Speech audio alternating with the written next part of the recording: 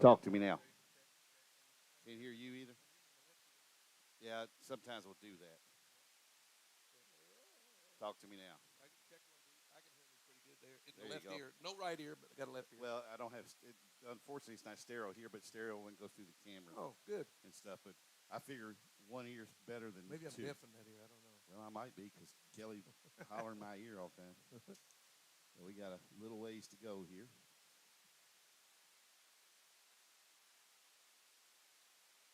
Yeah, they're pretty solid. Third base is a junior. That's Gina's that you met downstairs. Mm-hmm. That's Gina's son. That's Kent kid. He's batting like 390. The Penn kid is pitching. He's batting 402. He's about 6'4", 6'5". Well, What year is he? Junior. His older brother is Hunter. Plays at Trancy. Plays basketball at Trancy. Oh yeah. That's his younger brother. The catcher is really solid defensively. He's not much. Oh, they got a new one. That's You the third's a junior? yeah. Shortstop's a senior. That's the kid that can fly. I mean, fly. So fast they will let him run through stop signs and not scream at him.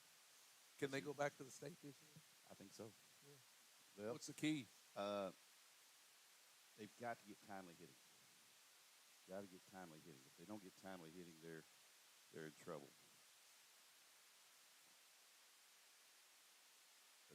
But we got some guys that can pitch. We can do a quick pregame. You ready? Yeah.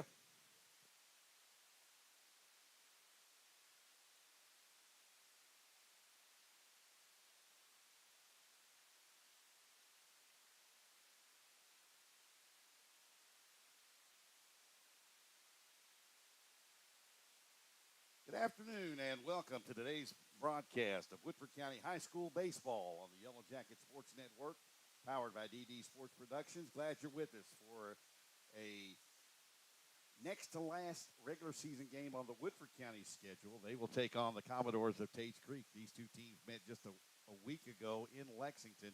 The Commodores knocked 3 home runs in knocking off the Jackets 11-7. But it is going to be a fantastic afternoon after the night we had with torrential rain overnight, but the field looks great, and we're ready for baseball. This is brought to you by the UK Sports Medicine Clinic, our title sponsor on the Yellow Jacket Sports Network for all Woodford County athletics. Glad they're with us. Darren Douglas here, and I'm proud to have a friend, but a relative, but also with us, longtime Major League Baseball player, and more known for the New York Mets and the Cincinnati Reds. Doug Flynn with me today, and there's a couple in there that he played for during the major leagues we will not want to remember as far as the teams, because they weren't very good at those points. There's a few of them that weren't very good, as a matter of fact. It's good to be to a high school game. I used to love watching these young kids get out of here and perform, and you never know, some of them are going to go on and have good college careers, play in the big leagues. Today, we got a couple of really good ball clubs. Tates Creek is having a very good year. Of course, Woodford County as well. As you said, the last game 11-7. So I wouldn't expect it would be a whole lot different today. Both teams are very offensive-minded. But today you got a pretty good-looking pitcher on the mound for the Yellow Jackets, and I know you're going to tell us a little bit more about him as the game goes on.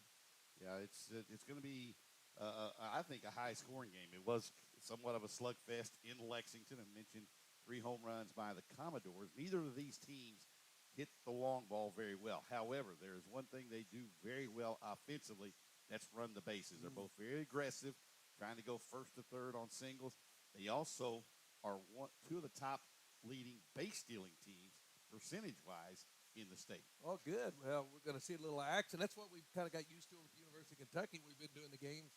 They've got teams that'll put the ball in play, take that extra base when they need to. And today's the same. This field looks gorgeous. I remember when they were first putting this field together years and years ago. Guys were up here with the dream of having this for summer ball, and now the high school is using it. It looks good. It's exciting today. Got 2 good ball clubs coming in, and I'm anxious to see both very capable of moving on into the district and onto the state tournament. Woodford County will be the number 1 seed in the 30th district. Hard to say that still. 30th district? 30th district in the 8th region now. Woodford County, oh my gosh. 3 years ago, moved from the 11th region to the 8th region. A lot of it was decided on because of travel. Yeah. I don't know how you can consider Simon Kenton, Carroll County, Gallatin County, a little bit in Trimble County. I don't know how you can consider that, but that's okay.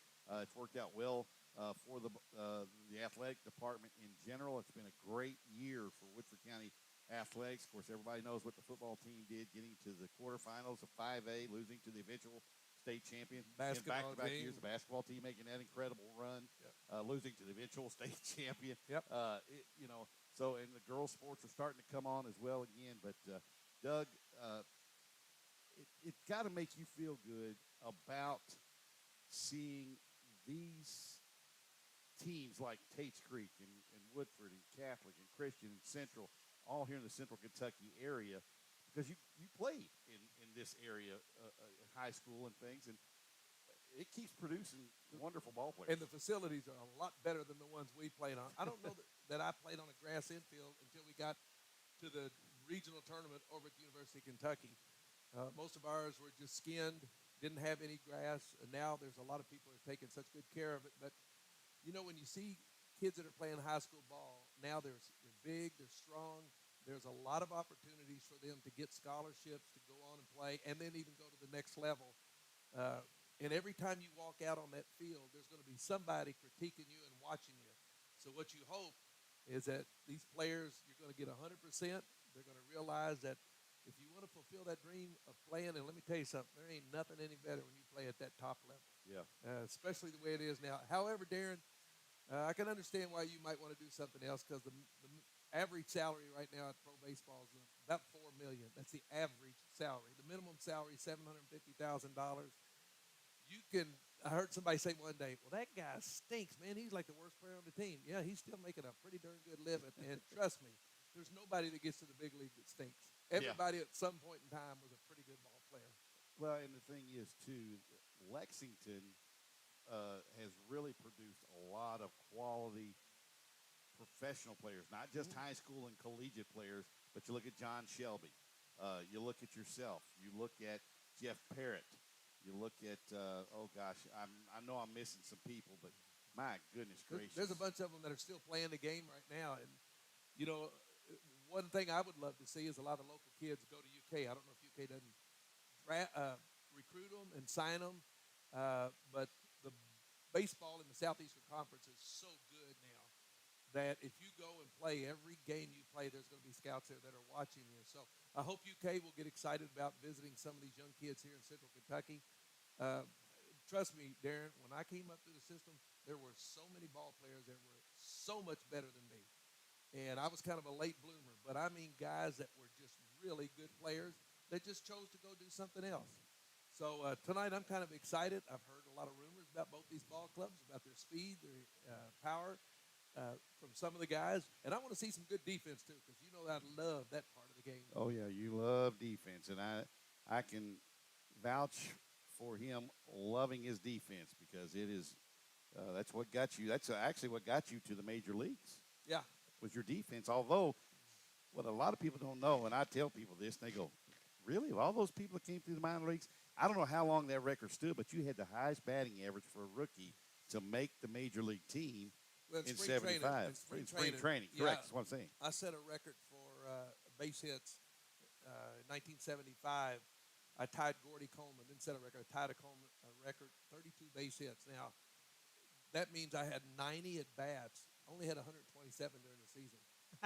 So, I played in 90-something games, but I'd go in mostly for defense at third base. When they moved Pete Rose to third, I'd go in and play third most of the time late in the game. But, yeah, that was a good time to break out, because I was not a very good hitter. And to have that kind of game, that kind of spring training, that's what got me to the club. Well, and the thing is, too, folks, he's very modest when he says that. He only had 127 at bats, but he played short, second, and third, or could play all three of those positions. He backed up Rose, Concepcion, and Morgan. Not a pretty good threesome right there. Somebody said when I got traded, how'd you feel going from two back-to-back world championship teams from New York Mets? I said, pretty good, because there wasn't much of a chance I was going to get much action. Those guys were good. You had the most, and they were durable too. Oh gosh, yeah, they hated not to play. However, the grade 8 only played about 60 to 70 games together, in that little run that we have. But when you went into the lineup, they expected you to not miss a beat. If I went in and played second, I was supposed to get a couple of hits, play good defense, or if I went in short. So, I was very blessed to come up at the right time with the right group of people, and then I got a chance to go to New York and play a little bit. Toughest pitcher you faced? James Rodney Richard. J.R. Richard. 6'6". 6'8". 6'8". 6'8". About 240, 250. Every bit somewhere of in it. there. Every bit of it. Big upper body. Had a stroke when he was 30. Should have been potentially a Hall of Famer. But he had Probably a stroke still should be at 30. because of his numbers, though, because his numbers are outstanding. They were very good, and he could flat throw. Mm-hmm. I mean, he threw hard. The thing about the baseball today, they take the speed. It used to be taken at home plate. Now they take it out of the pitcher's hand, and that's going to amp it up 5 to 7 miles per hour. So right. When you see a guy like now, they say he's throwing 95. All right, he's probably throwing 90-ish. Right. Well, and that's the thing, too. I mean, you look at these kids now. We were talking about the starting pitcher for the Jackets today is Taylor Penn. And Taylor is 5-0 on the year. His earned run average is ridiculous. It's Clint Holland-esque when that, or even Logan Parrott for that matter. Matter of fact, for Woodford County fans, I found out this week. That's a familiar name. Yeah, Logan Parrott is actually along with I can't remember who the other player is from Woodford County's 2012 state championship team. They're playing in an adult league in Ohio. So everybody's wondering if Logan's arm's okay. Yes, it is. Well, that's what I was doing, playing in the Bluegrass League, which was an outstanding league they had here. I played in that, too, for a while. College players, and didn't have to be a college player, but there were a lot of men playing in it, too. I remember the first time I played, I was 19, and I'm playing against Scotty Basler, who ended up being mayor. Not Darren Alan Feldhouse. Senior. And, senior. So, and he was a big dude, too. Oh, my gosh, he was a big dude. Didn't you over on the freshman basketball team at UK, too? Wasn't he was there? Or was he a little bit ahead of you on it? He'd already gone. Probably a good thing, though, because you got beat up by other guys there. I'm telling you what. Probably the best growing up year I ever had was that freshman year at Kentucky. So I didn't last there very long, but boy, that helped me mature. Well, some of those guys can make you do that real quickly. And, Woodford County is going to wear those Houston Astro-esque uniforms with the black and the gray and the jackets across the top. I thank Coach Paul Patterson every day that they didn't wear that yellow with those stripes across because that'd be a little bit much. I can see J.R. Richard pitching in that thing right now. Or Nolan Ryan. I unfortunately saw that too. They are good-looking unis. He might have been. Everybody talks about Roger Clemens' fundamentals on the map. Nolan Ryan may have been fundamentally the more sound pitcher when it came to his delivery. Tom Seaver to me. Well, Seaver too, but I mean, of course, if you ask Robin Ventura who is toughest, he'd probably say Nolan Ryan. That's back in the day where the game was settled on the field. Yeah, and the pitcher's mound was higher. It's lower now, which causes a lot more. Thanks to Bob Gibson. Yeah. Yeah. I did not face him, and I'm thankful for that. Yeah, there was a few that you. But I mean, you faced some pretty good ones back in the day. I played in a great era from the 70s and early 80s. I was talking with Ken Singleton this past weekend, and he said we were lucky to play when we played. He came up in 70, I think. With Baltimore, right? And I came up when, or he might have come up, I think he came up with the Mets. Then he went to, before he went to Baltimore, he might have been with Montreal. I remember he was a real tall, lanky guy. Always seemed to turn his back to the switch pitcher. And, nice gentleman. But we were talking about how fortunate we were to play in the era that we did play in. It was really cool. Well, you had some pitchers, too. You had to go against Seaver. You went against Carlton for the Phillies. John Candelaria for the Pirates. I'm showing my age right now, Tuck, and everybody's going, you're how old? I said, yeah, I remember these guys. Ferguson Jenkins with the Mets, and Don Sutton with the Dodgers. And, you talk about some people. I mean, gee whiz. I know that was. I remember those days well, especially when I was a young kid and make it in '75. And now all of a sudden, guys you've been watching on TV, you get a chance to go up and play against. And for everybody that loves the game, it's an opportunity that you only dream of. And when I see these kids with so much talent, but they're not willing to put a little bit of extra in it, I want to go out there and just shake them a little bit And every game that I'm here, I want to see that guy that hustles out to his position, the guy that has got a good demeanor, doesn't get too upset, doesn't let a mistake bother him. Those are the kind of guys I like to watch play. And this game is hard. I write that on my scorebook when I do ball games. It says, "This game ain't that easy." Period. And I got to remember that sometimes because sitting up here looks a lot easier than it really Well, is. yeah, I'm kind of biased, but this guy could actually pick it at second base as well. Actually got a gold glove to show for it I did in that. his career. Thank goodness for leathers. All I know. Yeah, well, I can remember, everybody talks about athletes, and I talk about on our broadcast about um, superstitions. This guy had one. He always, when he back out of the box, he always went to his right eyelash. I always asked how that happened. I have no idea. Was it just? I didn't even know I did it. Yeah. I didn't even know. And I never noticed it till my mother pointed out. Of course, Yeah. my mother was very observant on a lot of stuff. Oh yeah, and my dad used to, when they finally told me, he says I get pine tar on my eyes. He says, "That's why you can't see at the plate because you're getting pine tar and it's keeping your eyes closed." I didn't even know I was doing it. Yeah. Well, we're getting ready to have the starting lineups, and for the Commodores of Tates Creek, they'll be, of course, the visiting team wearing their familiar burgundy or wine color, whatever you want to call it there, uniforms with the creek right across the front. I don't ever think I've seen them wear the word Tates Creek. It's always been just creek across it, the chest. But Cooper Jackson's leading off. He'll bat first and play second base. I'm sorry, that's J.T. Cooper. Oh, it is Cooper Jackson. That's what I thought. He was going to pitch today, too, for Tates Creek. Matthew Pearsinger will be the center fielder and bat second. Batting third is first baseman Braxton Brenniger. The cleanup hitter is Isaac Tenza. He'll be the catcher. The shortstop is Chase Moore. He'll bat fifth. Batting sixth is Cash Doolin.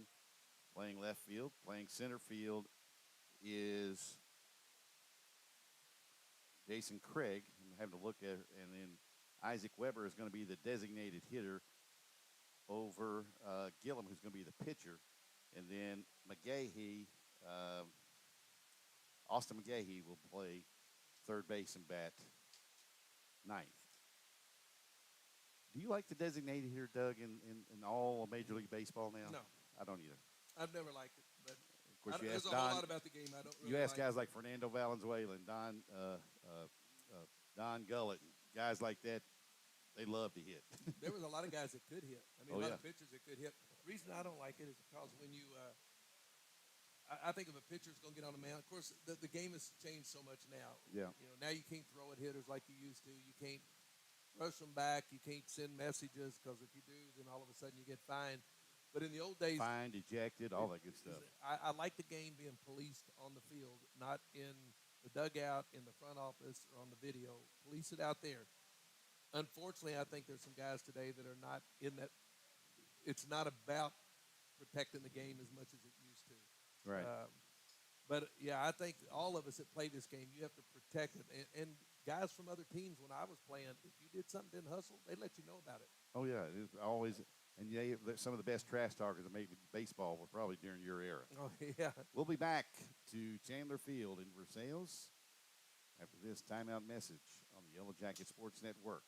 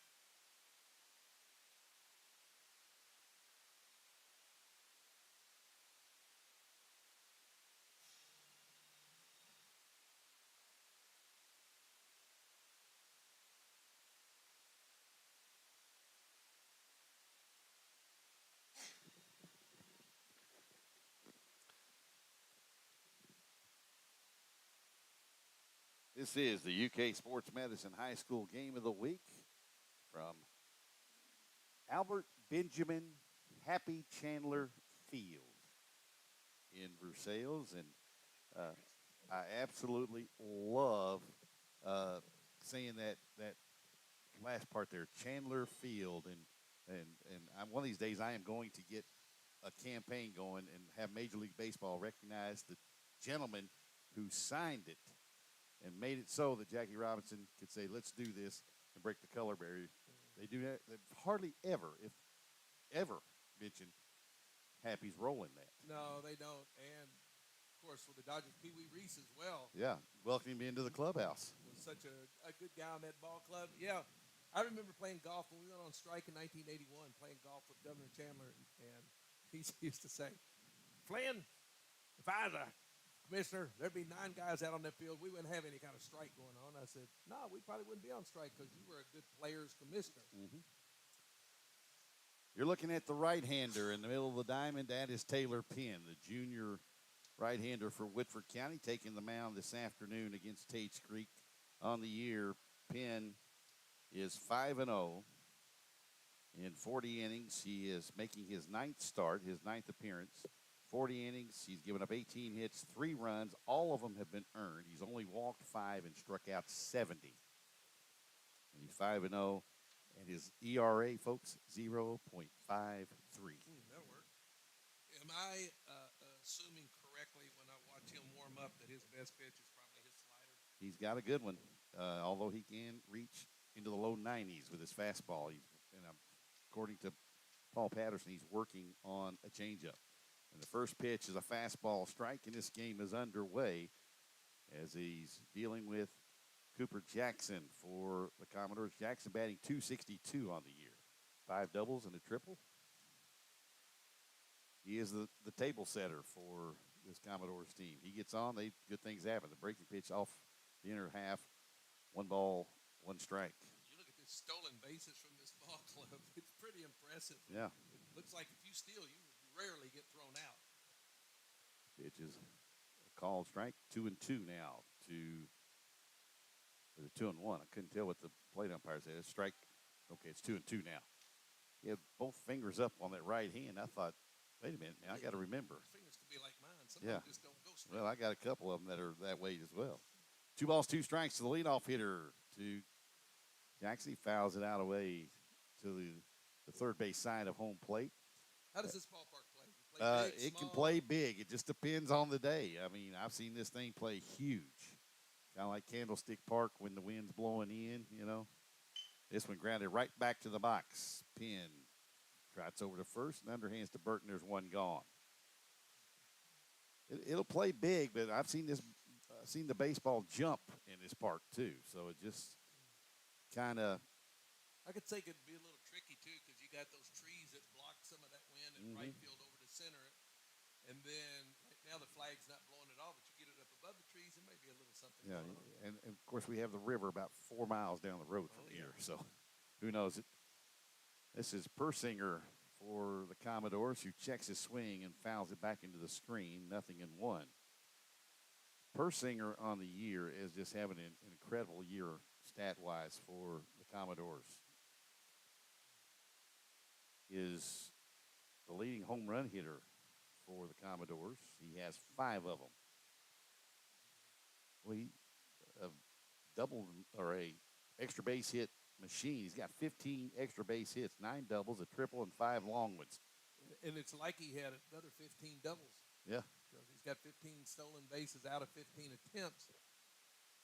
And oh boy, that would look like more of that slider you were talking about. He's got a breaking pitch too that goes 12-6, and he's got a strikeout here in the first.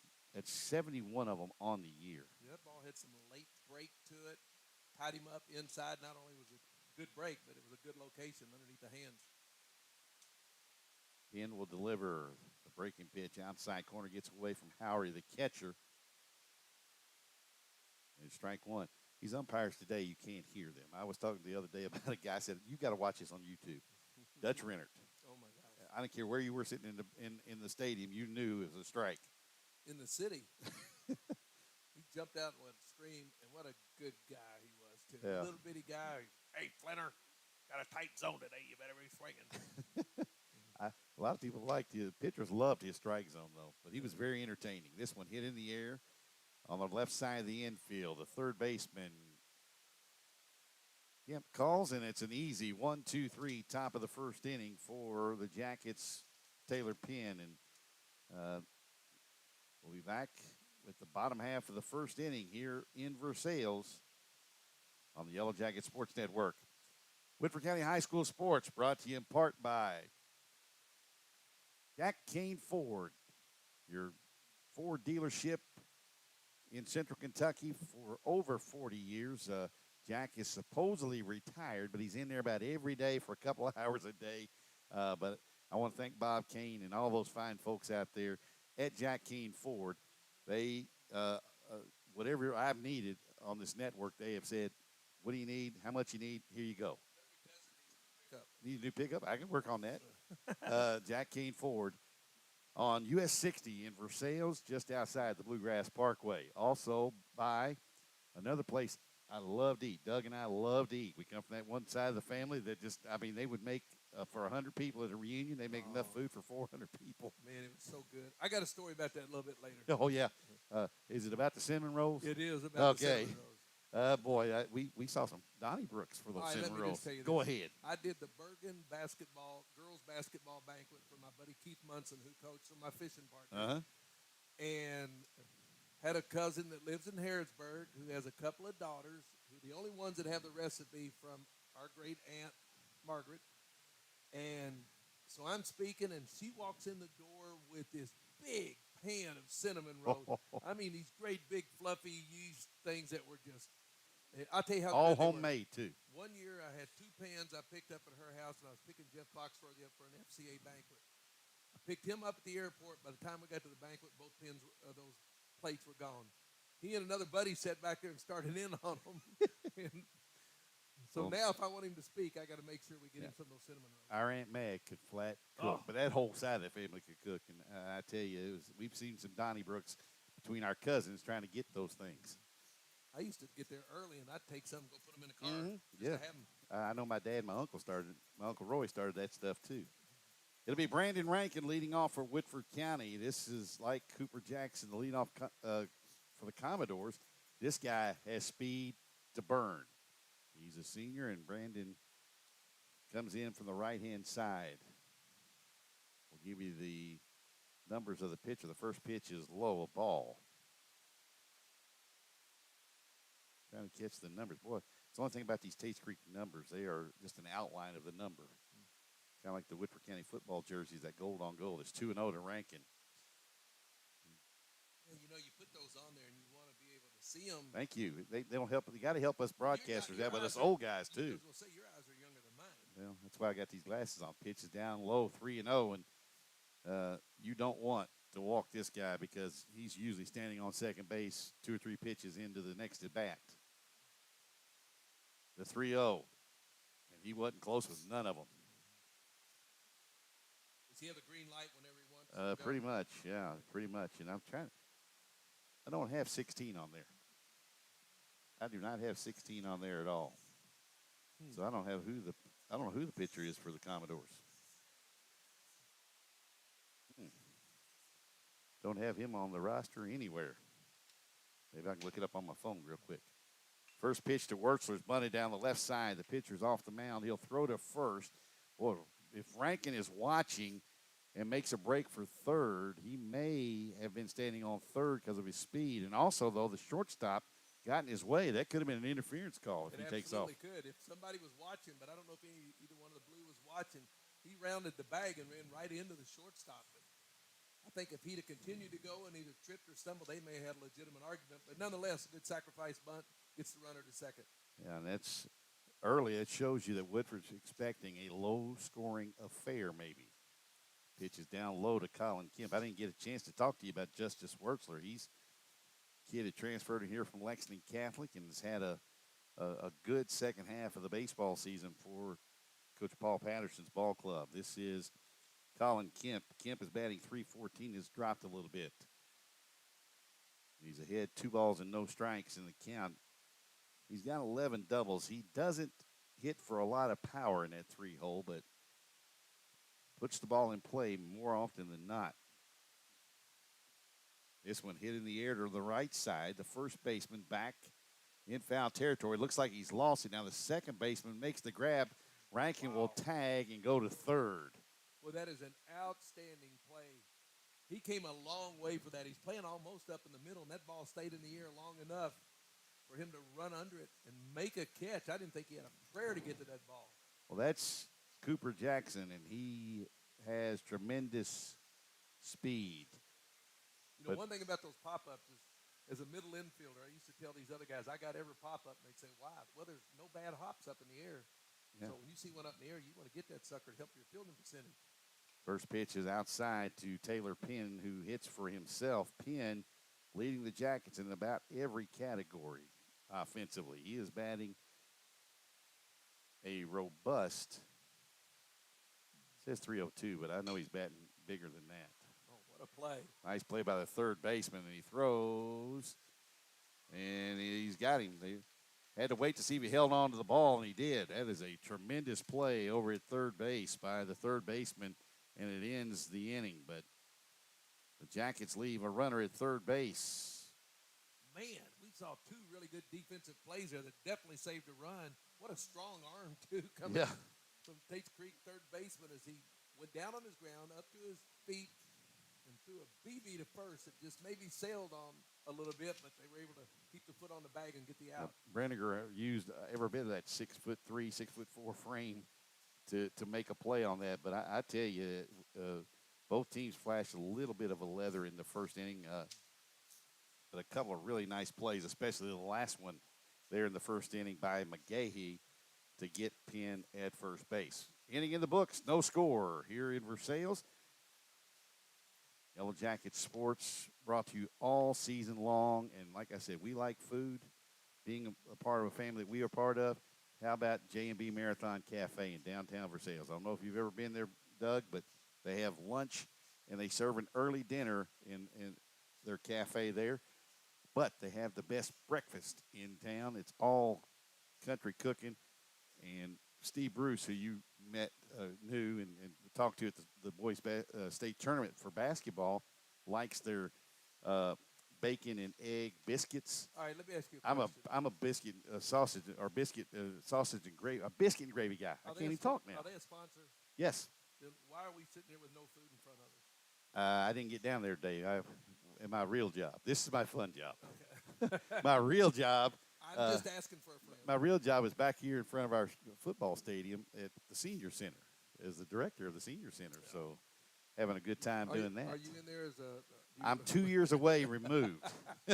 That's what one of my beloved clients told me one day. She said, you're only about 2.5 years away from being one of us. I said, yes, ma'am, I do. Let's don't even go there. Yeah, no. First pitch is nice one. A breaking pitch is called strike. 0-1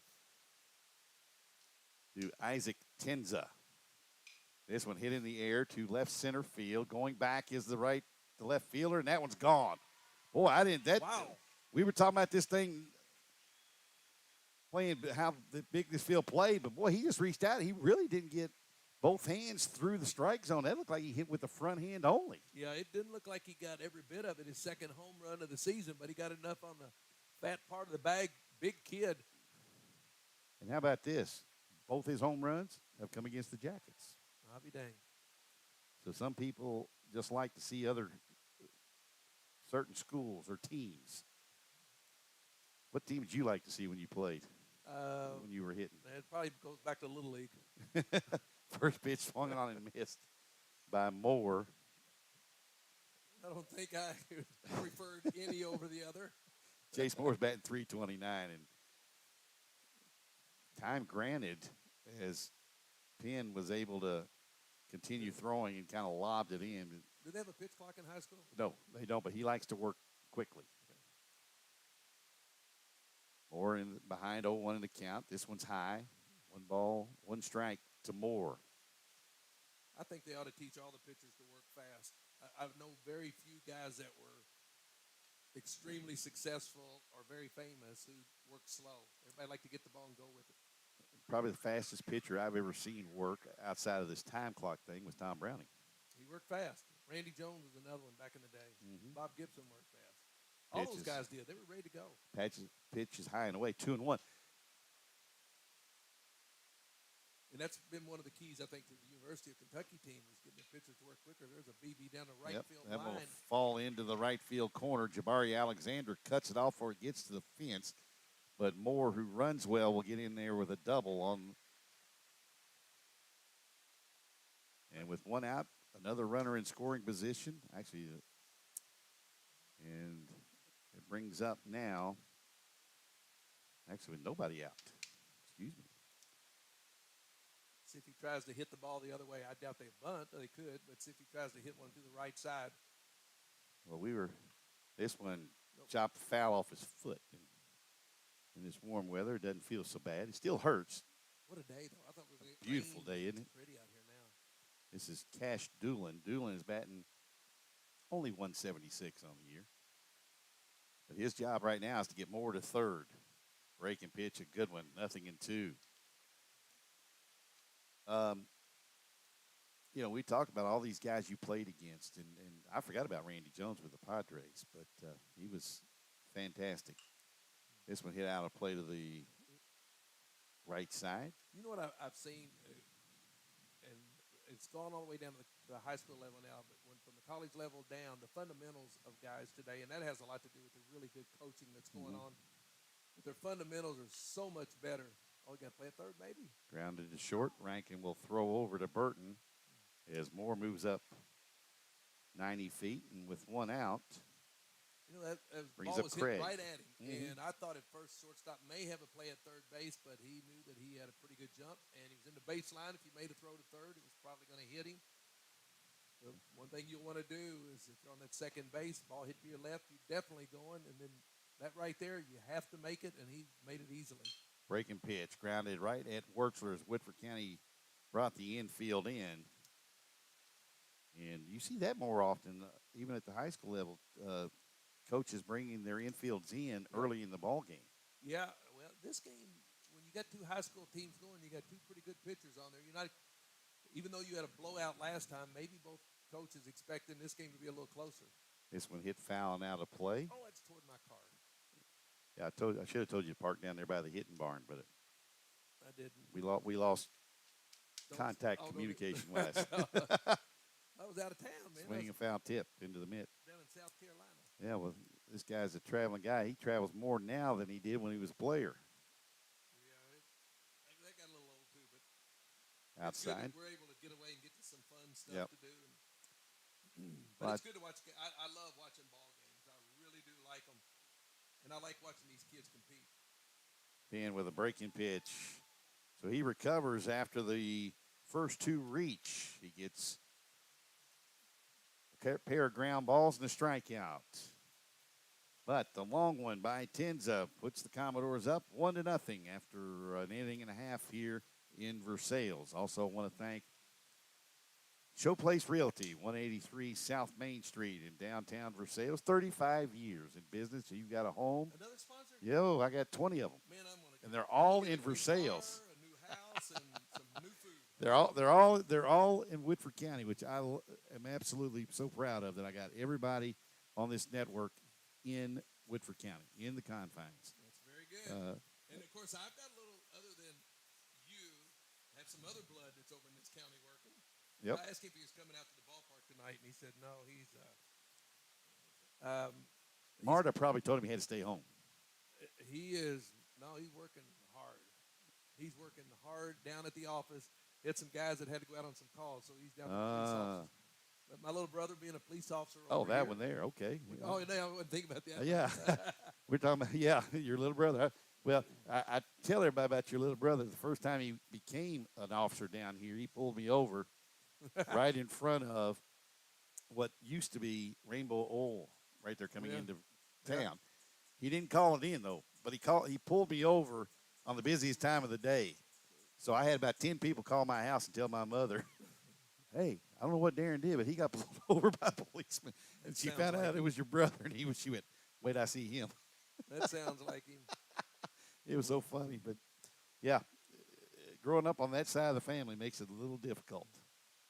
Trying to be a few people rolling here. Oh to the yeah, ballpark we now. have one of those Los Angeles Dodgers crowds. This one grounded to the third. Another nice play by McGahee. Throws across the diamond. Renninger tried to pick it. On his way to second is Coyle. He'll get in there standing, and boy, you don't do that. Don't go in there standing. No matter if you think the ball's not coming there, slide. When in doubt, get down if you can. That was just one of those balls where after you made a nice pickup on the ball down the line, you stumbled a little bit. Might have been better just to eat it, but, I was like that too. If I caught it, I felt like I could always throw you out. I didn't care where it was from. See what they do. I think that could be like you can't assume the out at first base because it was a tough play for McGahee, so they gave him an infield hit. I would do that too. Yeah. And that brings up, boy, Coyle got a big jump because I don't think the pitcher even looked back at him. I don't think he did either. They have number 10 as the pitcher. That is Ethan Ratley. This is the seventh appearance for Ethan in 14 2/3 innings. He has a 6.68 earned run average. He's 1-1 on the year. So this doesn't count as a district game No, or anything. It's just Woodford's always now in the 8th region. that just doesn't sound right. It doesn't, does it? No. Back in the day when we were all up there in the 11th. Oh, man.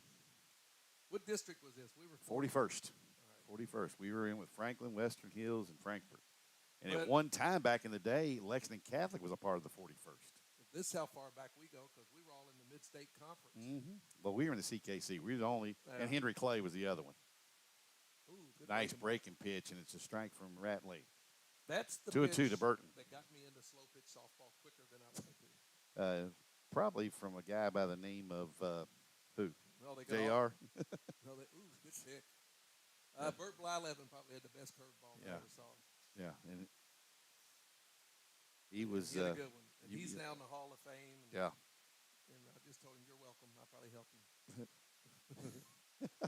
In the dirt, 3-2 now. Or actually, that was a walk to Burton. Good eye from Burton. That was a good take because that was a nasty breaking ball there that hard to lay off of. Interesting fact about Burton: he played basketball. He usually got in in mop-up duty for that boys basketball team, but he didn't miss a three all year. He was like 5 for 5. Wow. Yeah, boy, you had a good team. Yeah, we had a real good team. They were fun.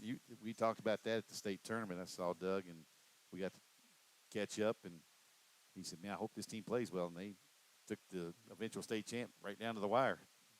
This one gets through. Here comes Coyle. He'll score as the Jackets get on the board with the wild pitch. That thing got through. Well, that ball hit so hard that it bounced over the catcher's head because it hit in the dirt. It was only about a 58-footer, I guess. And there was nothing the catcher could do with that pitch. Don't see that much on the fastball. He just kind of held on. He tried to throw the perfect fastball. Inside to Alexander. Last game out, Alexander had a home run. Jackets hit 3 in one game. This kid has a nice arm, just a little erratic with his control. And Woodford's been really good this inning of just being patient. That's down and away. 3-0 now to Alexander, who runs well as well. Jabari, a two-sport athlete here at Woodford, played football for the Jackets. Do you have a lot of two-sports players? We do. We do. Of course, with pitches a strike, not as many on this baseball team. Alexander's one. Wurtzler's another, played on the basketball team as well. But we have some football players that play basketball or baseball or wrestle. They said he went 3-1. I don't know what he was thinking about on 3-1. Just take. But Jabari is starting to come around. Coaching staff for Woodford, Doug, says we know we got 1 through 5. If we can get our 6th guy, which is Jabari Alexander, to start hitting, he's actually batting 7th today. He can make us go a long way in the postseason. Yeah. Oh yeah, most teams are pretty set there, and if you get down, especially with the bottom of the line that can turn it over for your top, then it's going to make you so tough. Right now, they're doing a good eye of taking pitches. Not sure how long he'll go today. I don't know what the schedule is for Tate Street coming up. Well, they have Bryan Station, and then they'll finish up with Franklin County. How's Old Defenders Wednesday and doing Thursday. this year? I don't know. I have to look for you. I was over there recently as a good buddy of mine was inducted into the Hall of Distinction. James Ebert, and asked my wife. That's a and I name I to come haven't over. heard in a while. James, good people, and we're going to have a little. Pitching coach coming out for the Commodores. Well, when I see this Tates Creek team, though, it just takes me back to the days of Tom Fusey and all those years that he was with that ball club and the effort he put in to getting them a new ballpark. And a lot of people don't realize Don was actually the head coach at Catholic before he went to Creek as the head man. I don't think I remember. Matter of fact, Don was my first ejection as a umpire. Thank goodness I had. Thank goodness I had Vic Travis to back me up. Oh man! Every time I hear that name, it just brings a smile to my face. Yeah, big man. We call Vic Big Man. Yeah, and he actually called as high as AAA. He did umpire, so. And had a chance to go when the umpires went on strike. Vic was going to the Dome and had Nolan Ryan, and he had the plate. Oh boy! And the night before, the strike was settled, so Vic didn't get an opportunity. And he called me and talked. He said, Doug, I don't want to cross the line. I said, Vic, you've been doing this 13 years at AAA. Go do it. Get you a taste of it. This one fouled away. This is Josh Howery, the catcher for Woodford County, one of the prototypical catchers under Paul Patterson. They had Holland last year. Before that, they had Gage Beavers, just all these guys that were just built like this. Very good receiver. I think Ronnie Ritchie's listening to this. I would say so. Hi, cuz. I would say so. If he's not here at the ballpark, that's unusual. Yeah, very unusual for him. But, man, you can't look at this ballpark and not think of the work that he put into it. Yep. 1-1. Strike on the outside corner, 1-2. That was a good pitch by the pitcher right on the outside corner at the knees. Kind of painted that little black spot on the side there. And he kind of showed bunt, but it didn't look like he was really committed. They said his heart was in it, but his rear end wasn't. High, 2-2. And we talk about Bryan Station, we talk about Tates Creek, we talk about Woodford. You go back 11 years, that's where Woodford won the 11th region title at Tates Creek against Bryan Station that year. And unfortunately, your defenders aren't doing very well. No, Woodford, I think, won that 15-3 or something like that. Oh, really? Yeah, Bryan Station, of course, according to their coach at that time, Eddie Brooks, said we couldn't catch it, we couldn't field it, we couldn't throw it, we couldn't hit it. We might as well not even showed up. That narrows it down. Does that sound like it? Does that sound like Eddie? So what are they doing this year? They are 1-21. Oh gosh. Yeah, I can remember Eddie Sellier as well as a long-time head coach over there. Yeah, I had Darvin Estes as a freshman, Gary Mount as a sophomore and junior, and then Bob Williams as a senior at Bryan Station. Wow. 3 coaches in 4 years. Whew. And people listening to this broadcast will go, man, I recognize some of these names. You know, that's way back. Yeah, I can remember going to a basketball game in the 11th region tournament down at the old Farnham Dungeon Civic Center down there in downtown Frankfort and seeing Jack Givens play against Woodford County along with Ted Hundley. And I think Cooley Clay played too, James Clay, the older James. What was that in? That was gosh. Well, I mean, that wasn't the region or district, was it? It was the region. See, we do it at Memorial Coliseum, where we always played. Yeah, they started moving it to Frankfort. That was a beautiful venue. The only problem down there was no parking. That was the big issue. 1 ball, no strikes to Cecil for Woodford County. This young freshman is having a really good year. He pops this one out of play to the right. Cecil on the year is batting .266. 3 doubles, a triple, a home run. He's got 21 hits. He's driven in 11, but he has also filled in at various places on the field, including catcher. Outside corner strike. 1 ball, 2 strikes to him. And he is tougher than nails, too. And just a freshman. Mm-hmm.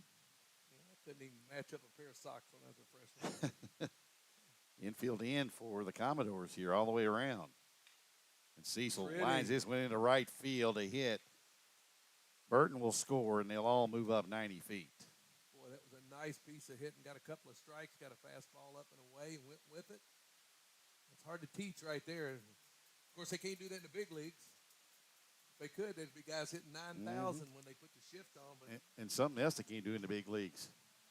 Bunt. Yeah. No bunting and no hitting the other way. How much would our great uncles and our grandfathers tell us? Those guys were good. If you can't punt, you don't need to be playing this game. Those guys were so They good, were though. 2-1 Woodford counties. They've got a pair of runs here. Still nobody out, and the base is loaded. We do have action in the Tates Creek bullpen right now.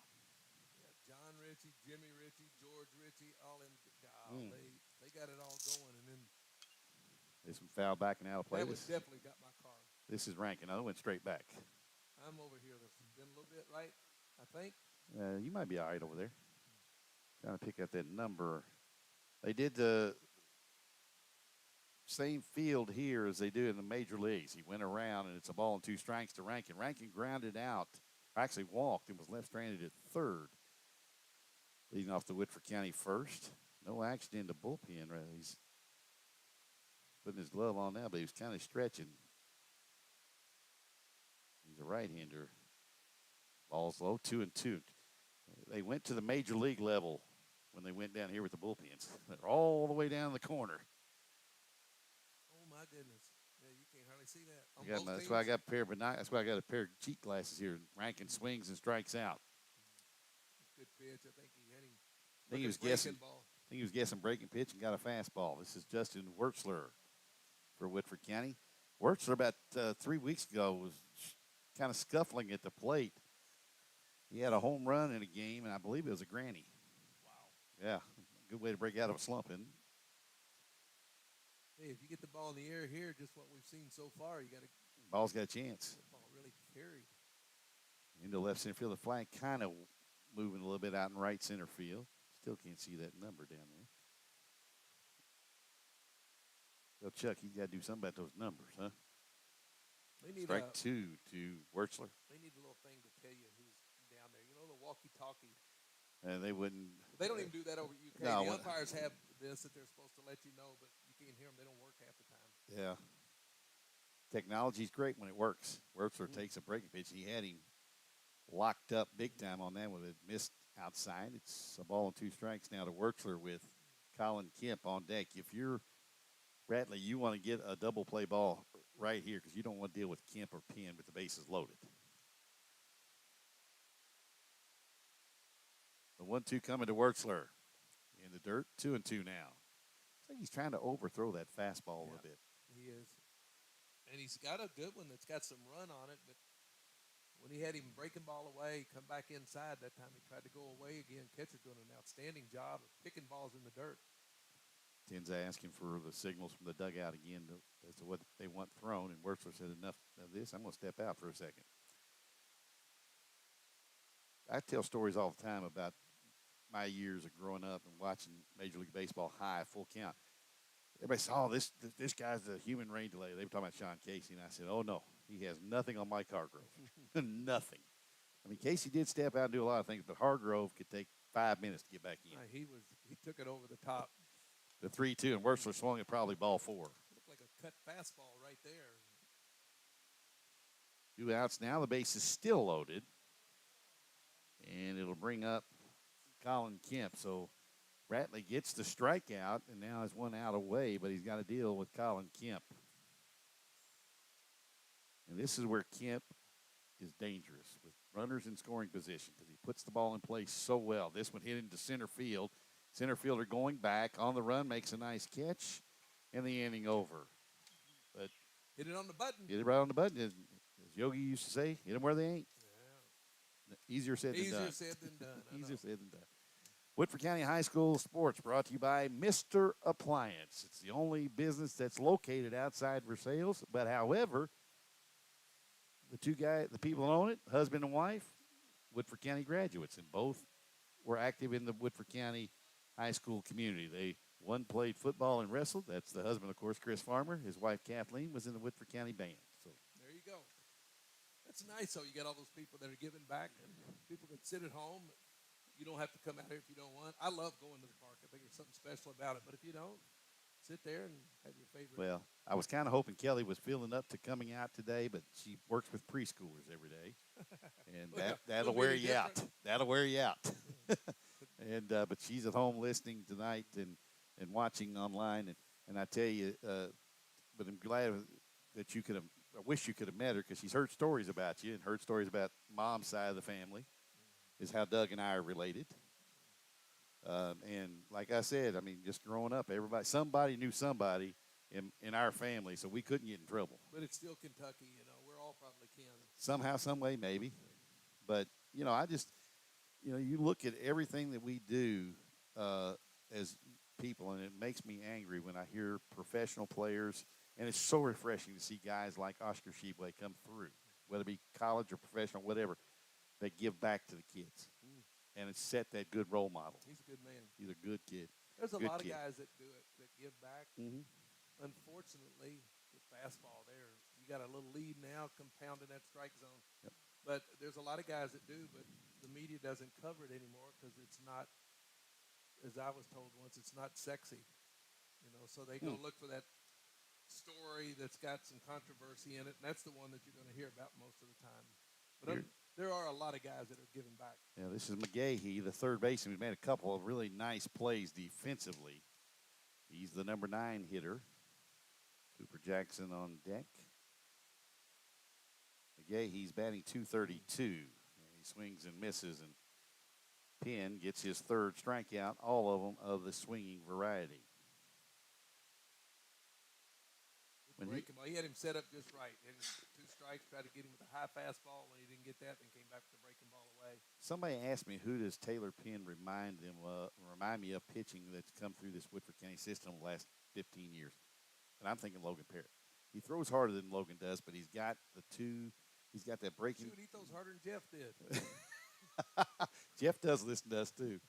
I'm sure I'll get a text in a minute. No balls, 1 strike. That was too easy. That's high, yeah. Well, I set him up, and Jeff, I'm sorry. I didn't know he was going to do that to you. But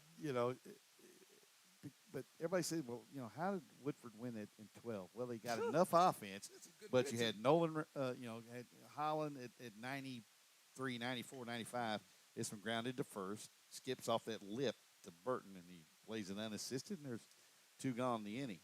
And then you had somebody said, who was 1A and 1B when it came to pitching? I said either one. They were interchangeable. Either one could be either. And Holland came in there throwing gas and really nice breaking pitch to offset, and Parrott could throw anything for strikes. What helped Logan, though, when I tell people, he threw strikes on the first pitch. 83% first pitch strikes that year. And they did a nice job with that ball club. I mean, kids were well coached and they played hard, and you had the right components. Just enough offense. And just enough offense, and that's what you get. That kind of good pitching, though. That'll take you a long way in state tournament. And defensively, they committed 1 error in the state tournament. Ground ball to the right side. Wertzler over to Burton, and it's an easy 1, 2, 3 inning for Penn and the Jackets. Move to the bottom of the third. 2-1, Woodford County. Also, Woodford County Sports brought to you by a lot of fine folks over here at Falling Springs Rec Center behind us, just in the Woodford County Park, just out in front of Community Stadium, if y'all don't know where that is. They paying you to do this? They pay. Where they get paid is where I charge to get the advertising on, but I do. Wow. And I actually frequent every business that I talk about. So, unfortunately, I haven't been able to help. I haven't been able to buy a home yet, but we're working on that. I'm the same way, though. If I got somebody who's good to me, I'm going to patronize them and use them, like when I was doing my sports talk show. That's good. I mean, and I'm so thankful that people are out there like what they're doing here for you. Well, I tell you what, somebody asked me who was the most listeners you had for a ball game broadcast. Well, the playoffs 2 years ago, the state semifinals against South Warren, who wound up winning the state title in 21, we had 10,000 viewers that night. 10,000. And I loved it. People said, well, who? I said, hey, I don't know. Wherever you're at, thank you for watching. Basketball this year, we had a 7,000 listenership. I was doing audio only for the Warren Central game. 7,000. Wow. Of course, the other 7,000 were from Woodford County. We're up there in the stands. I was going to say, they brought an amazing group of fans to the state tournament. Could you imagine what it would have done for the gate had it been GRC and Woodford in the finals? I know. It wouldn't have been anybody in Winchester or Versailles. No, they'd had opened up that one section they had closed down there for that. Yeah. Because I remember when Clay County was here, how big the crowd was, because they loved it. But a great tribute to Clark County and Woodford County for all the folks they brought in. Made it fun. It was a fun state tournament this year. I had a ball at it. There wasn't really any blowouts either in that tournament. No, there were a lot of good ball games. First pitch is low and away to Penn. Penn Grounded out to the third baseman, McGahee, who made a nice backhand stab towards the left field line. This one chopped to McGahee. He'll wait back on it, gets a funny hop, throws over, and just nipped Penn at first base, who gives the slump shoulder like, seriously? I thought he had him from here. Looked Yeah, like just a hair. Let me see what the replay says. I wish we had one. I'll tell you, I'm tired of this. Is great. If you're watching a ball game tonight and there's no replays, that's wonderful, because watching a big league game or a college game now, that's all they do is replays. Yeah, 4,000 replays and 6 minutes worth of commercials every half inning. Yep. Let's just say that was a really good play. Yep. Good, nice, strong throw over to first base. Alex Coyle, who got things started for Woodford County in the second, he singled and scored in that 2-run second. Another breaking pitch. And it looks like Ratley learned his last time against Coyle. He jumped on a first pitch fastball. He's seen 2 breaking pitches here in this at-bat. This one lined to the right fielder. It's going over his head and goes to the fence. Coyle, who runs pretty well, will pull into second with a 1-out double. Well, nice piece of hitting. He drilled that ball, got a fastball up, went to right field, didn't try to pull it, and hit it with some authority. One hopped the fence and right. Toughest ball for an outfielder. Line drive right at you. You can't tell. Yeah, anything. Ball right at you is always hard. Brings up Braden Burton. Burton walked and scored back in that second inning for Woodford. Woodford County will finish up the regular season tomorrow night. Who you got? They will play LCA in Lexington. Boy, Coyle, again, just didn't look like Ratley checked him at all, and he's standing at third base with 1 out. So now all Burton has to do is both the middle infielders are playing back. Get it to that one of those 2 spots. He swings and misses at a breaking pitch, and behind 1 ball, 2 strikes. We're going to have a talk with Chuck Crawford over there, who's been coaching since 1870s, I think. Oh, boy. Chuck's one of my buddies, man. If Chuck's listening, Chuck, I didn't say this. This is ground to the right side. Ratley will get over to first. He can't nice get play. there. Yeah, Burton will reach first. Looked like they might have had him. It was a bang-bang play. Yeah. Nice play by Jackson. And Jackson asking Brenninger, said, what happened? And Brenninger said, hey, it hit that lip and took a right turn. Yeah, you could tell he made a good job. They give him an job infield getting hit. to it. I believe I would too. That's a one tough of those, play. Yeah. And you try to hit a pitcher on the run too. It's always tough. Of course, the Reds had one of the best all-time official scorers in Riverfront Stadium, Lynn Sample. Wasn't he the official scorer? I think he was. Yeah. Well, man, my memory's a lot of useless information. I folks, can't in even this remember head. who the rest of the team was. And you can remember that. That's pretty good. I remember that pitching staff. I don't know. They could talk about any pitching staff. That pitching staff was pretty solid, too.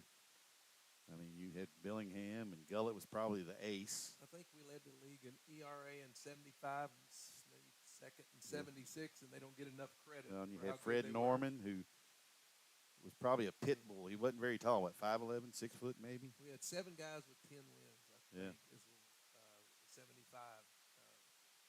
Clay Kirby was there our first year, and then he left. And, of course, with Gullett and Zachary and Gary Nolan. I forgot about Gary Nolan. Gary used to throw really hard, and then he hurt his arm and came up with a really good changeup. So 1 and 2 to Alexander. I tell you, that pitch, I mean, then you had, and the relievers were ridiculous, too. yeah, Raleigh Eastwick, I just spent some time with him recently, and Will McInerney was our right and lefties. Pedro Bourbon, he went, I believe. Let's see. Nope. They're going to Gonna say ask he him? didn't. Nope. Oh, That was close. thank you. That's one of those that generally the umpire will ring you up.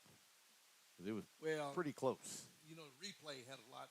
Yeah, it has a lot to do with that, too. You see the replay on television, looks like everybody goes, and so they just start ringing them. That's a strike. Strike 3 call on the outside corner. Good pitch by Ratley to get out number 2. That was nasty right there. Mhm. Good breaking ball before that almost had him and painted the corner with a good fastball. Brings up Josh Howery now. Sun is still out. You had a few That's quirky amazing. guys in that no quirky 10 guys as in well. baseball. Oh, yeah. No. Pedro wasn't? Pedro was quirky up until his last days. Yeah, he was heck, you could almost count on him coming in there and just throwing strikes. Just He didn't need any warm-ups either. Mm-mm. He could throw. First He's pitch ready strike to to go. Howard. Ready to go. I tell everybody about a a baseball brawl, and it was actually a fight. It wasn't a pushing and shoving, grabbing each other's uniforms. It was an all-out fight with Harrelson and Pete. And Bourbon comes out of the pile with a New York Met hat on and his Reds hat in his hand. Yeah, he had Buzz Capper's hat, I think. I see Bud every year at the fantasy camp. Pitches high, Yep. 1-1, or 1-2. That bunch was good. I forgot about. Y'all want to watch a good video? Watch the YouTube of the 1976 reunion of the Reds when they were actually. I think they were retiring Pete's number for the Reds. I think at that time. I think. Were we all in uniform playing? No, you all were in dress clothes, and Marty Brenneman, who, by the way, was one of the two people that got me excited about being a broadcaster, and I modeled some of what I do after Marty. The other was Kaywood Ledford. Of course, if you grow up in this area, if you don't model yourself after Kaywood, something's wrong with you. Marty was so good; his command of the English language was He and Joe, used to love listening to he and Joe. Joe was like me; he just loved the game, and he just call it like he sees it, and didn't put on any fronts or anything like that. I can't tell you how many times I got in trouble with Mom on a school night, listening to a West Coast game with Marty Brenneman and Joe Nuxall. She listened too. Yes, she was listening, but she was okay. I had to get up and go to school. She said, "Your grades are suffering, son." Before you, I had a little transistor radio that I would put underneath the pillow. Yeah. And listen to that when you could get it in from those West Coast games. I got to meet both those guys one night. And interesting story here that Kelly and I came up and watched a Reds-Cubs game a few years back, and that's when you were doing TV some for them and radio. You were actually going to do a radio game that day. We're up on the third tier of Great American Ballpark. Well, actually, I'll take it back. It was Great American Ballpark. Yeah. It hadn't changed yet. And they put us right in the Cubs wives section. Look over, and we're right in the section where I could just walk down to the press box. I could see you and Marty in the press box. I could have walked down and said, why don't you go down there and say that? Say something, Doug Kelly. I don't know. He's busy. I said he's busy. They had pretty now ever since, well, especially with COVID, but even before that, I mean, you had to have you could get in to see the games. Yeah. They had so much security you had to go through for all of us. Pitch is a good pitch on the outside of Brenniger for a strike. Well, I tell you, I like the way now he's keeping the ball down, moving his pitches and working really fast, breaking ball right there. You could tell that was going to be a breaking ball. He took a little bit off of that one too. Yes, he did. I saw him throwing that last inning, slowing his arm down just a little bit. But the balls and 2 strikes, and that's part of tipping pitches. 2 pitchers do, right? Well, you look for. There's a lot of things you can look at, and some of them are really good. Ground ball to short. Looked like Nice. He skidded on Rankin, who picked it, made it look easy. Well, I tell you, he did. He made that to show some good range. I thought that ball had a chance to be up the middle. I like the way he took his time. He didn't rush anything. Got his feet set. If you get your feet set, chances are you can make a good throw. Everybody knows, or he knows what kind of arm he's got. He's got a cannon for an arm. Sometimes he takes a little too long, where we're all got little antsy moments here. I've always been taught to get the ball over there as fast as you can, just in case it's offline a little bit. Right. First pitch strikes, man. This is Tenzin. He took a breaking pitch and took a hack at it, trying to tie this one up with one swing of the bat. His last time up, he accounted for the Tates Creek's only run with a home run to left center he field. hit a breaking ball too. And it got it up. And it's 1 ball, 1 strike, and now that wind is blowing out towards left center field. Fastball just off the outer half of the plate. Tenzin looked back at the umpire like, "Are you sure that's a ball?" That's what pretty good. 2-1, and Tenzin's the catcher for Tates Creek. He said, "Man, I got a break here. I'm gonna hit 2-1 now." That one looked a little farther out, and they call that a strike. 2-2. Yeah, I think they've done a good job at the plate. The umpire so far, he's been very consistent though, and you've got to love it with the speed at which these guys are working this game. The 2-2, strike 3 call, and Tenzin was expecting breaking pitch, and he got a fastball. And so was I. I'd have been gone too, young man. But that's a problem with a hitter when you start guessing. It is, but you got to go up there with an idea of something. Right. And Well, you Pete always said you can adjust to the breaking pitch. Well, you look Look fastball fastball. and adjust to the breaking ball, but, sometimes you go up there just flat gassing like that time. Of course, Mm-hmm. then again, he might be thinking, too, he hit a breaking ball out on him, so he wasn't going to give him another one. That was a fastball inner half, right at the knees on Moore. Couldn't He pull just the trigger. Pounding that zone. The 0-1 to Penn. Or from Penn. It's right same spot. Nothing in two. Moore's kind of crowding the plate a little bit, and Penn says, okay, you want to get up there on the dish? I'm going to come inside on you. We'll get a timeout, as I think on the backswing, Moore may have either hit the glove of Howery or maybe the shin guard. Well, I'm so glad I wasn't a catcher. Yeah, me too. Whew. The 0-2. Strike three, and he came in with 3 straight fastballs on the inner half. That is very good control. Very impressive, that little fastball that comes back out across the plate that time. 4 strikeouts now for Penn. We're through 3.5. It's 3-1 Yellow Jackets here on the Yellow Jacket Sports Network.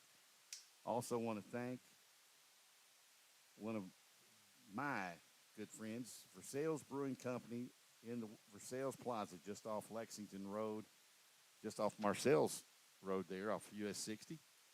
Down in the corner down there. They got their patio open now in the back of the building. Go see Gary Jones and Curtis and all those folks out there. And want to remind everybody, coming up in the month of July, towards the end, as we get ready for football season, we'll have the Coach Dennis Johnson Coaches Show out there every Thursday night, unless something happens at Versailles Brewing Company, where they have everything on the menu is grown or raised right here in Woodford County. That's the meat, the vegetables, everything grown right in Woodford County.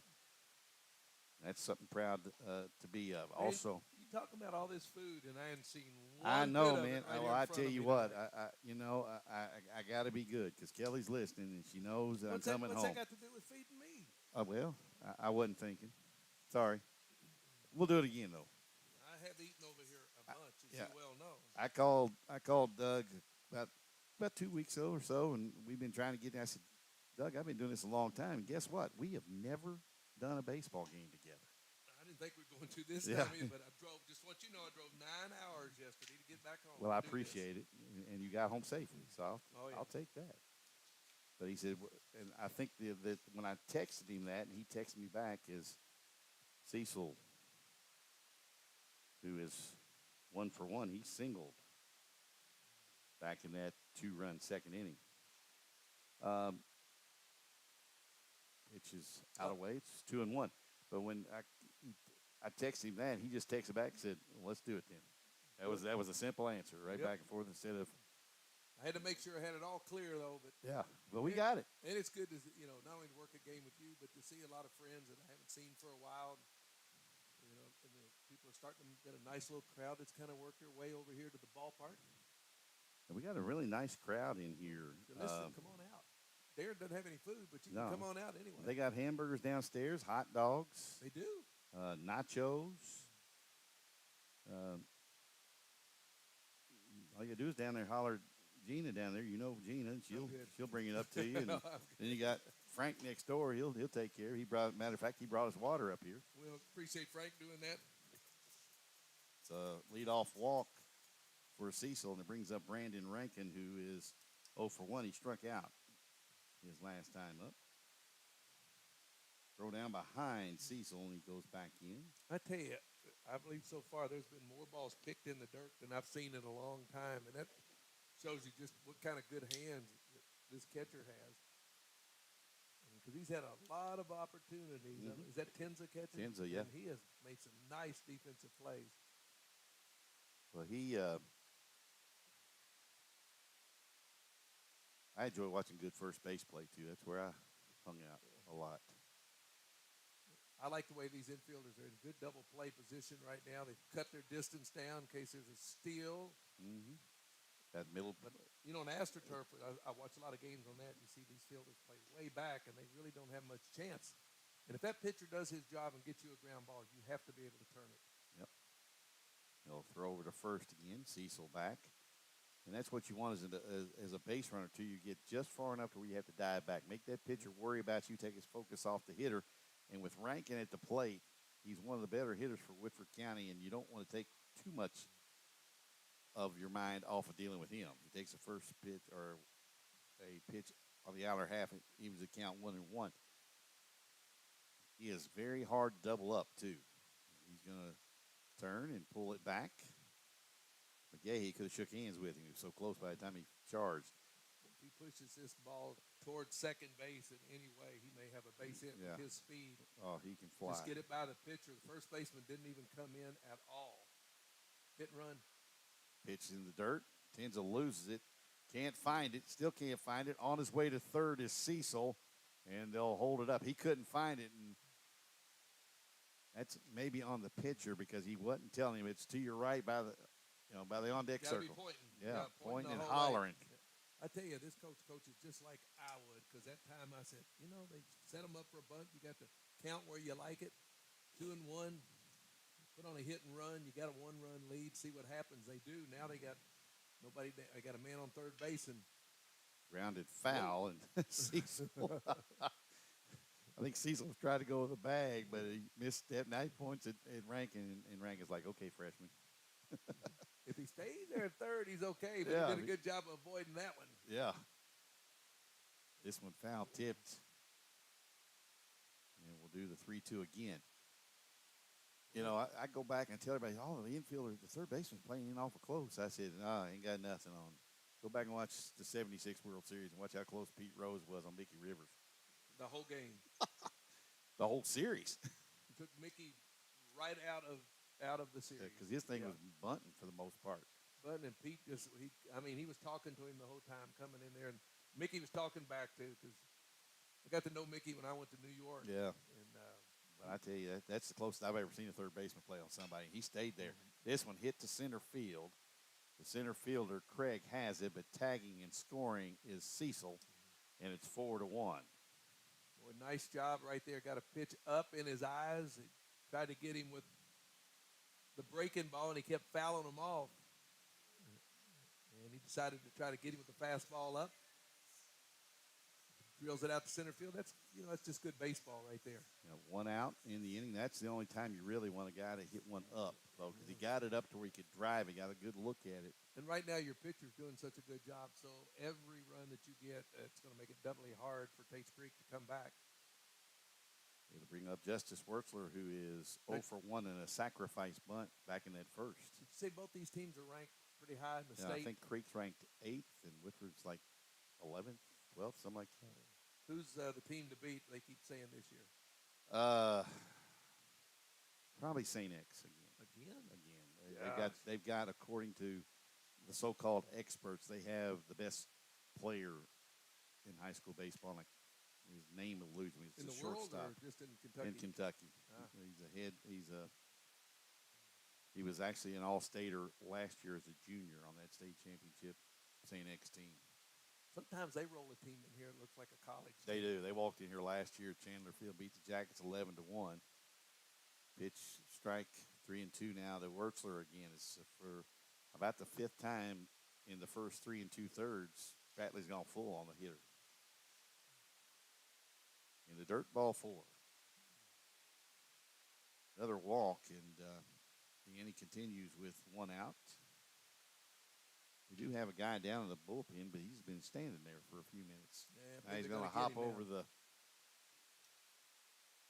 fence, and as a coach, you're going, okay, I don't want my pitcher to do that. Just come jogging down, but does it be me? I try to jump that fence, catch my foot on it, and go head over heels. I don't even try anymore. Ratley is done after 3 2/3 innings. He's responsible for the runner at first base, which is Wertzler, and it looks like the right-hander Brody Dunham will be making his 5th appearance of the year for the Commodores. Dunham in 15 innings on the year has given up 8 runs, all of them earned. He's walked 7, struck out 10. He's 2-0 on the season with 1 save and a 3.73 earned run average. They look like good sized kid. Yeah, I think tall I was and lanky. 6'3" or 4", Yeah. maybe, or bigger. Uh-huh. And he almost looks like he comes straight over the top too. You don't see that much anymore either. Well, that's good to see, especially these youngsters that are doing that now, so they don't get injuries. And of course, the way it is now, the game is so different. You got guys getting out there, just go as hard as you can for as long as you can, and they wonder why there's getting to be so many injuries in the game. Well, right now it's 4-1 Woodford County. 4 runs, 3 hits, no errors for Woodford. 1 run, 2 hits, and 2 errors for I remember Tom Commodores. Browning telling me one time we were watching a ball game. The guy threw the first pitch fastball, second pitch slider, third pitch change, fourth pitch split finger. And Tom says, I would only throw one pitch. He said, if I threw a fastball and take a little bit off of it every now and then, move it around, I was getting guys out. I wouldn't even show them my slider, my change. And he said, but now some of these guys, you can see their whole arsenal and just one at bat. Yeah. Well, Tom, of course, Mr. Perfect.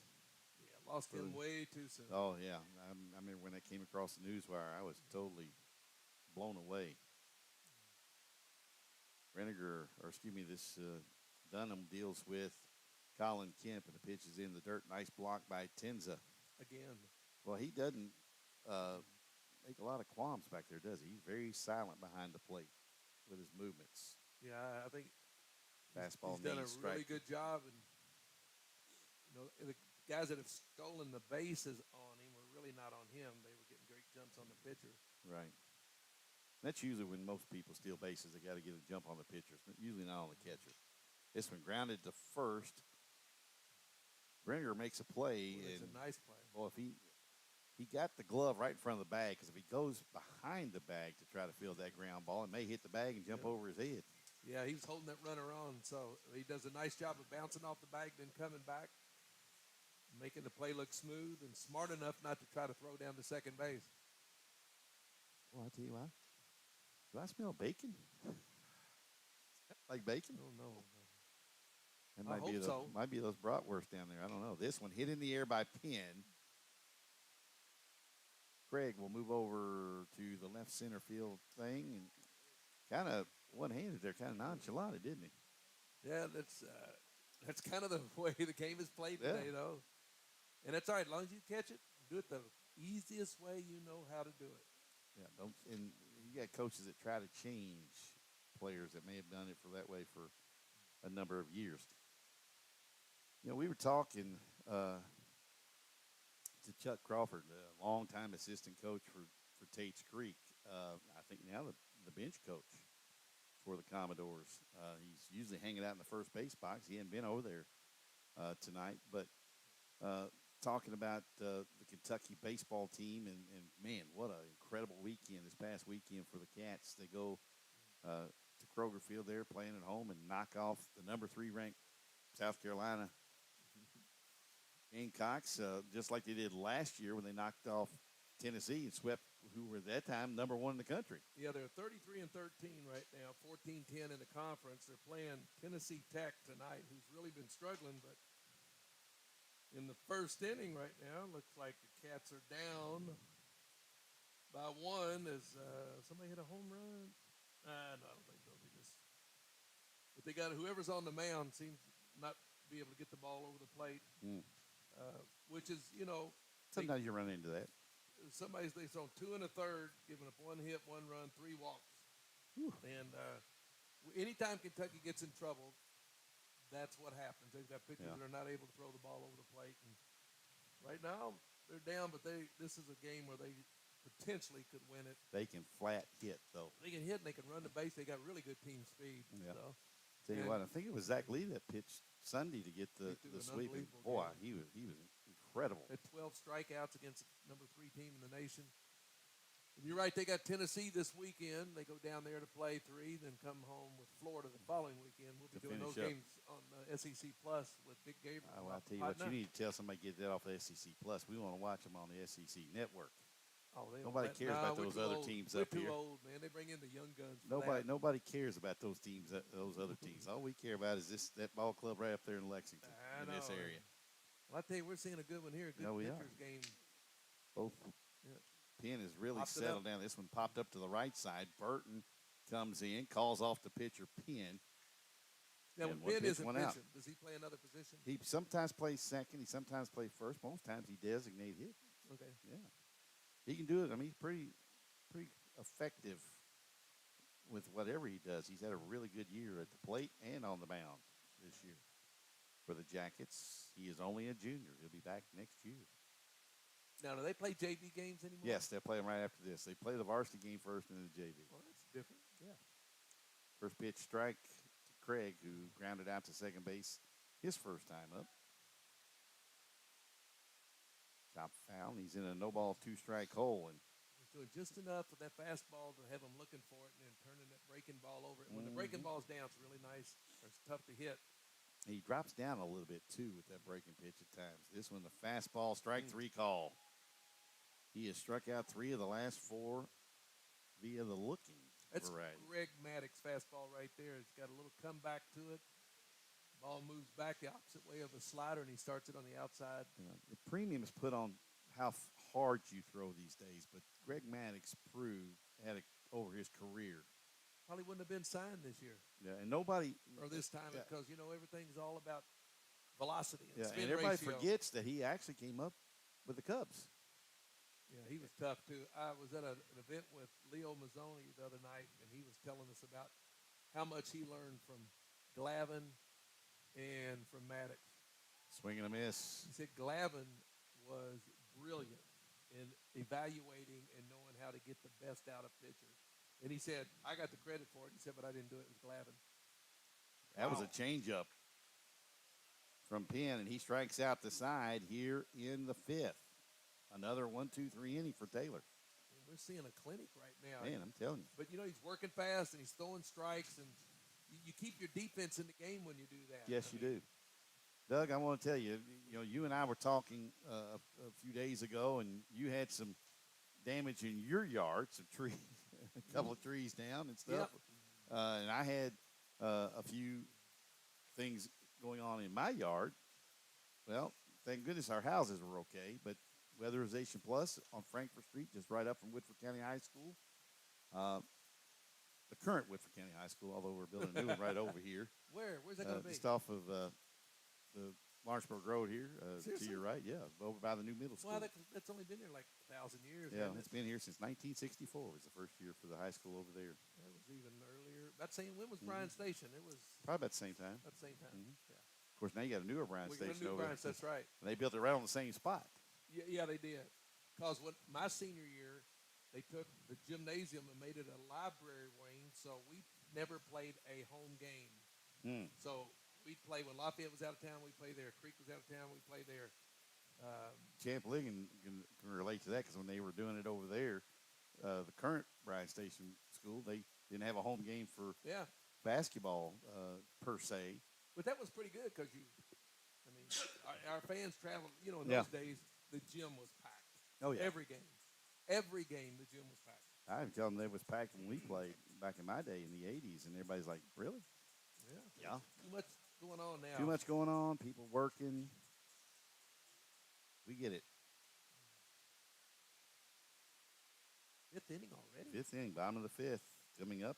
Woodford County up 4-1. Coyle will ground this one foul at third. Coyle is 2 for 2, a single and a double, and he scored both times. And that last ball he hit right center, hit it right on the button, man. He has a couple of home runs this year. Pitch is high. I think that may have been I think he was trying to throw a knuckle curve. It was something a little different, wasn't It it? looked like he had to spike that finger up on it there, it looked like. The 1-1.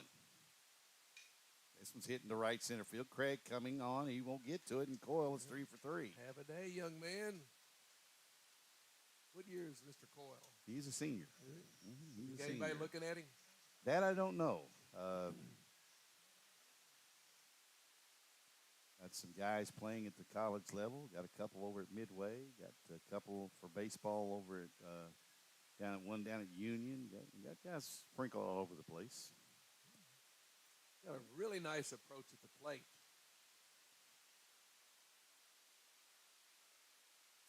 Is outside a ball to Burton. Burton is 1 for 1. He walked and scored in the second and then singled back in the third inning. Fastball strike on the outside corner. That almost looked like a cutter too. That a little harder for a slider maybe, but not had a little good movement on it. Center fielder Craig in shallow. Still not as shallow as Who played the most shallow that you ever saw? Eric Davis. Paul Blair was right there with him. Who? Paul Blair. Yeah, for the Orioles. I remember Paul.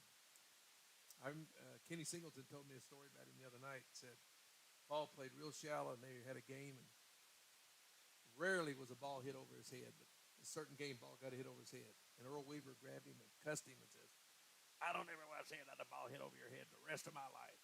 So he went out the next inning. Blair had his back up against the wall with his arms folded. 2 balls, 2 strikes to Burton. That's in the dirt, gets away from Tenza, and good read. down to second goes Coyle. He had a good read on that ball immediately. He's run the bases well. He's stolen third twice to get himself in scoring position 90 feet away. 10 for 10 in stolen bases. So that's making 12 for 12 coming in now. 3 balls, 2 strikes to Burton, who has worked the count in his favor all 3 times up. He's had full counts all 3 times. He'll step off. Yeah, and you talking about characters. You know, of course, everybody knows about Tommy Lasorda, and back in the day, you know, it was Yogi Berra with the Yankees, and he did manage the Mets for a little while too. A lot of people don't know that. And but then you had Chuck Tanner with the Pirates, who's kind of a character. He's a little bit more reserved. This one lifted into right field. The catch, nope, he dropped it. Looked like he was trying to throw it before he had it. I think they were telling him, get ready. The guy was tagging up at third. The ball hit off the heel. There's another reason why, you know, you see a lot of these guys catching the ball with one hand. That is. And that time he caught it Persinger out and right. He almost tried to catch it. Looked like the ball was about shoulder high. Get that glove up high in the air. That it. You know, they tell you do that with the football, but you want to do it with the baseball too. Looked like he also tried to snap at it too to get it down quickly. And well, he was catching that ball on the left side of his body, and that was going to make it where he had hard to on the turn and everything. Yeah. Runners on the corners with nobody out in the first pitch strike to Alexander, who's 0 for 1. He struck out looking his last time up. He's walked also today. You know, it's a lot of fundamentals, and people think, you know, he's got a great arm. Well, but if his footwork doesn't get it down, he's not going to be able to throw anybody out from left or right or whatever. Footwork controls everything. I mean, when your feet are in good position, everything else follows in suit. And same thing for infielders. That's why Johnny Bench was such a great catcher, because he had great feet, and he could get that ball. And everybody said, "Man, he had a great arm." Yeah, well, he got his feet in a position where he was able to make a really nice throw pretty much every time. Pitch is a strike, 1 ball, 2 strikes. He was also tough as nails too. He's still tough as nails, old goat. 75 years old now. I tell you what, I like Pudge Rodriguez, and I like some other guys, Benito Santiago, like some of those guys, but nobody I don't think was technically more sound than Bench. I kind of partial because I was a Reds fan. I think he's the greatest I ever saw, anytime, anywhere. Certainly, you know, I played with 2 Hall of Fame catchers, him and Gary Carter. Ooh, nice breaking pitch and a strike. Swinging. A lot off of that one too. It wasn't normal. It was just kind of a slow breaking ball. Had him out in front. That was a big out for Dunham, and he's going to have to deal now with Josh Howery, but he's got a double play in order because Howery does not run well at the plate. So let's see if they start Burton at first base to maybe stay out of the double play here. Nice fastball strike. Well, when pitchers in this game this afternoon have located that fastball on the lower part of the strike zone, especially on the outside corner, they have been very successful in throwing strikes. Yeah, and that first one, too, you get ahead, squeeze. No, safety squeeze. Yep. Howery, who does handle the bat real well, though, for you can bunt it down to first base right now and score an easy run if that's what you want. And they always tell people to run at third, come as far, if you're squaring the bunt, come as far as the third baseman will allow you. Howery swings and misses He's behind, a ball and 2 strikes. That time, McGahee, the third baseman, stayed back.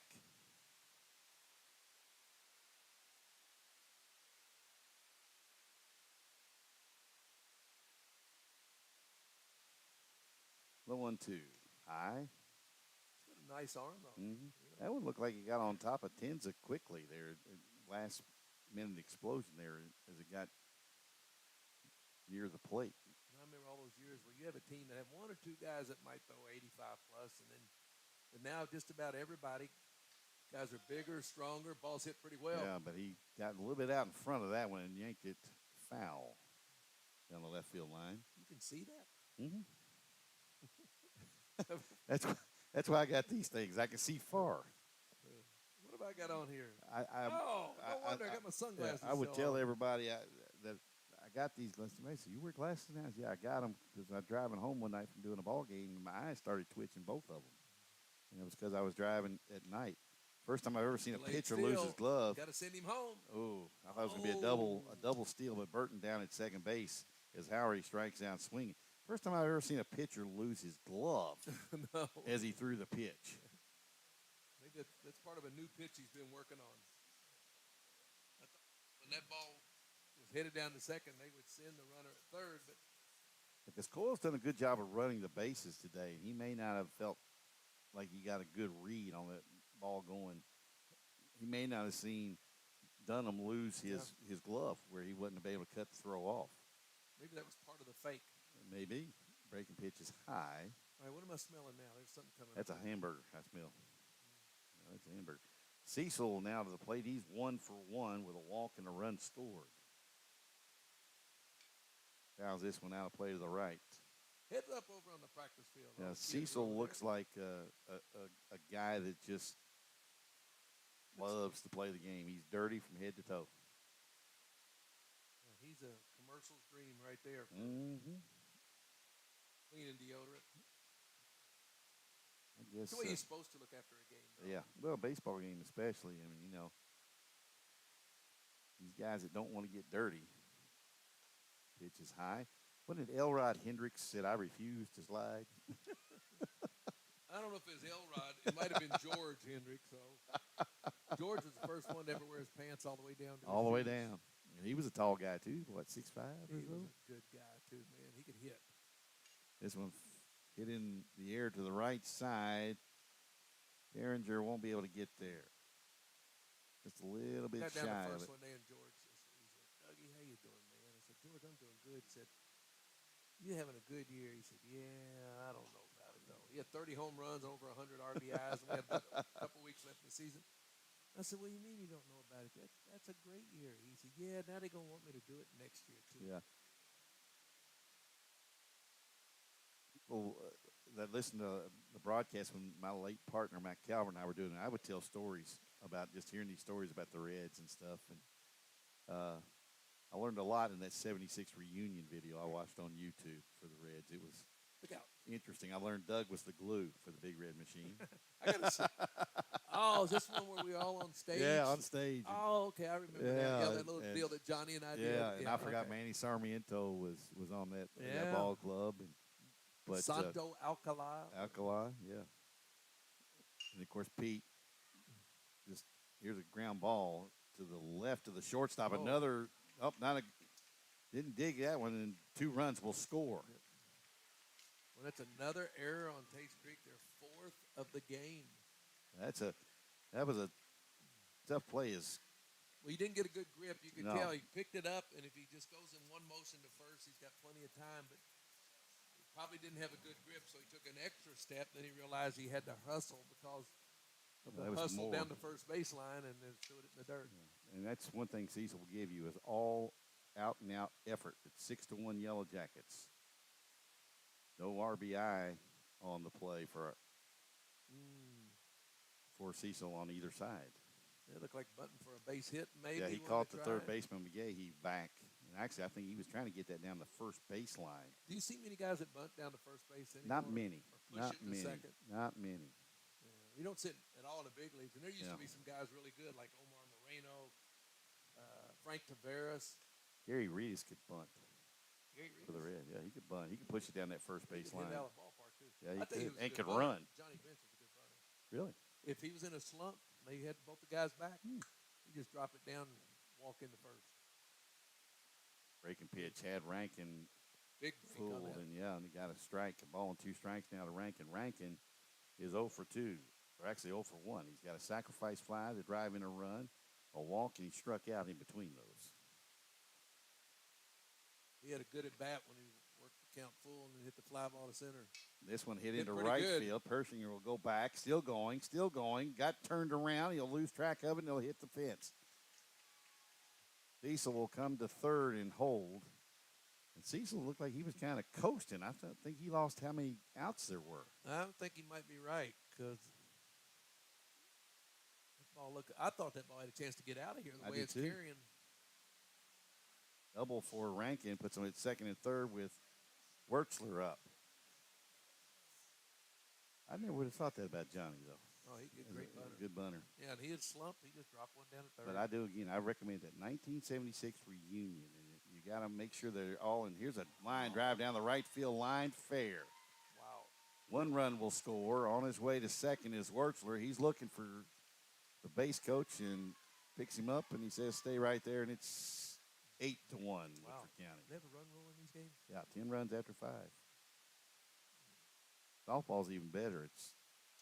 I think it's 12 after, no, it's 15 after 3. I'd love to get a score down the hill. I just had somebody text me a while ago, what's the score of the girls' softball game down the hill? Folks, they're playing Sacred Heart down the hillside. Sacred Heart's pretty good. Woodford's girls are also the #1 seed in their district tournament coming up next week.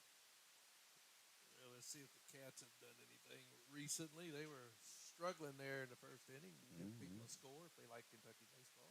They've been doing that a while. They struggled a couple of times, except against South Carolina. They jumped all over the Gamecocks early and often in all 3 of those games. Well, it sounded like their leading pitcher tonight walked the bases Loaded and then walked a run in. Oh, that's ugly. On his way to third is Wertzler. Nice pick by Tenza, but his throw is offline, and Wertzler's in with a head first slide. Taking a play out of the UK book, the way they're running. In a game like this, somebody said, why are you still in the bag up 7 runs? High school baseball, this game is never over. Although it doesn't. We have seen some really weird things happen. And they do this in college, too, although it would. Strike on the outside corner to It's Kemp. a little rough with me. All right. Looks like it's Cats are trailing 1-0 in the second inning. Yeah, so they got out of it. So they better. Got a ways to go in that one, though. Oh, yeah. Breaking pitch is outside. 2-1 now to Kemp. And, coming off of that big sweep that they had, you Gonna thought be a they little might flat. be a little flat. Yeah.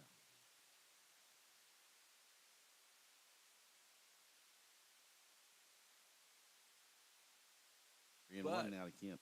Think about college ball this time of year.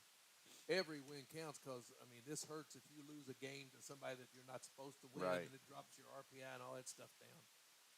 And here's what I didn't know this. This is lined into center field. That's a hit. Wertzler will score. Kemp gets his first hit of the night. I tell you, I'm pretty impressed with this Woodford County team so far. They just swinging the bats really well. They're starting to hit it. They struggled a little bit earlier in the year, but So a home run would end this thing, huh? yeah, and this is the guy that can do it.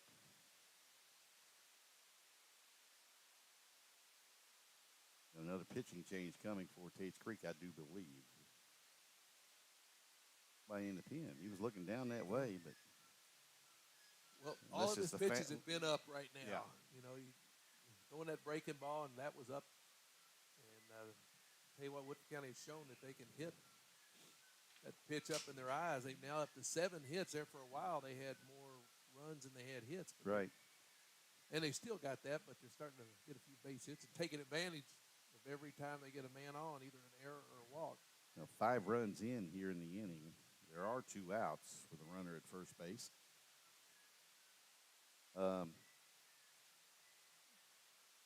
mentioned Woodford County. They'll be on the road tomorrow night in Lexington against LCA. They will not play till the 17th, I believe. The 17th. In the They get a first-round bye. They're in a 5-team district. Anderson County, Shelby County, Collins, and Spencer are their district opponents. They will play the winner of Anderson County and Spencer County.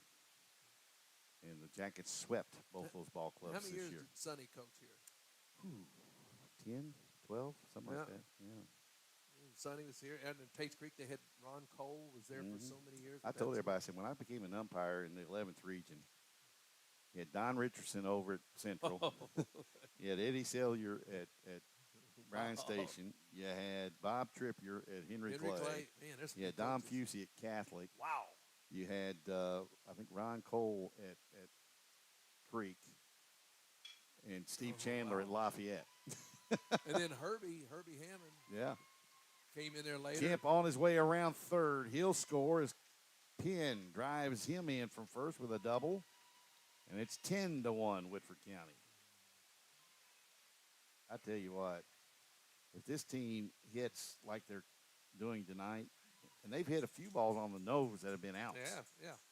But if they hit like this, you asked me a while ago, does this team have a chance to get back to the state tournament? The answer is yes. I mean, yeah, you're going to have to go through North Oldham. So who you get? Yeah, and that's who you gotta go probably through. Simon Kenton. Okay. Yeah, those are the two. And they went through them both last year. This one hit in the air, foul, now play by Coyle. Got a Coyle good is pitch. 3 for 3 tonight, and he has scored 3 runs. So he's got a heck of a night going. Got a great night going. You know, so One more would be good, and I'm going over and watch some UK baseball. How there you you like go. that? This There one it hits is. at the shortstop Oh, Moore. right at him. He'll pick up and throw over to Brenniger, and that's the inning. The Jackets send 9 men, actually 10 men to the line, to the plate.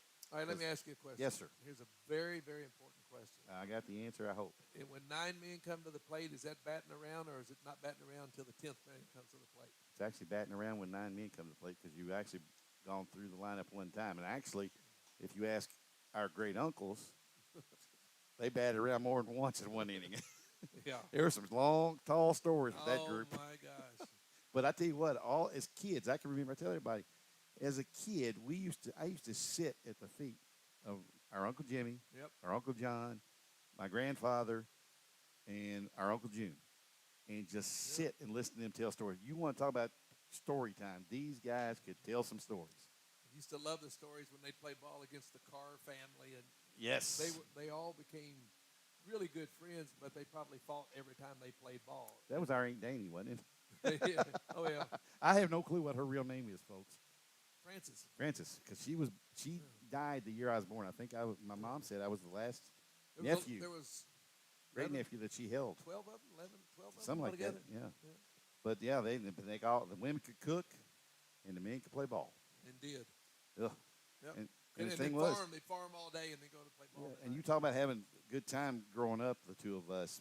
I tell you, they had that with the family get-togethers and things like that. But the neat thing about that was, there was a couple of guys from Woodford County that played with our relatives, Who's that? Curtis and Bo Razor. Oh. I actually played Little League ball against a team coached by Curtis Razor. Huh. Yeah. At the old Well, I know McCrite Field back in the There's day. always been so many. Gee I feel whiz. like, living 12 miles from here, 10 miles from here. I live closer now. I'm out Ericksburg Road. So Yeah. not even that. I feel like I've had so much family and then known so many people over in this county. And many of them have been supportive of my pro career Yeah. as well. Well, I'm going to try to.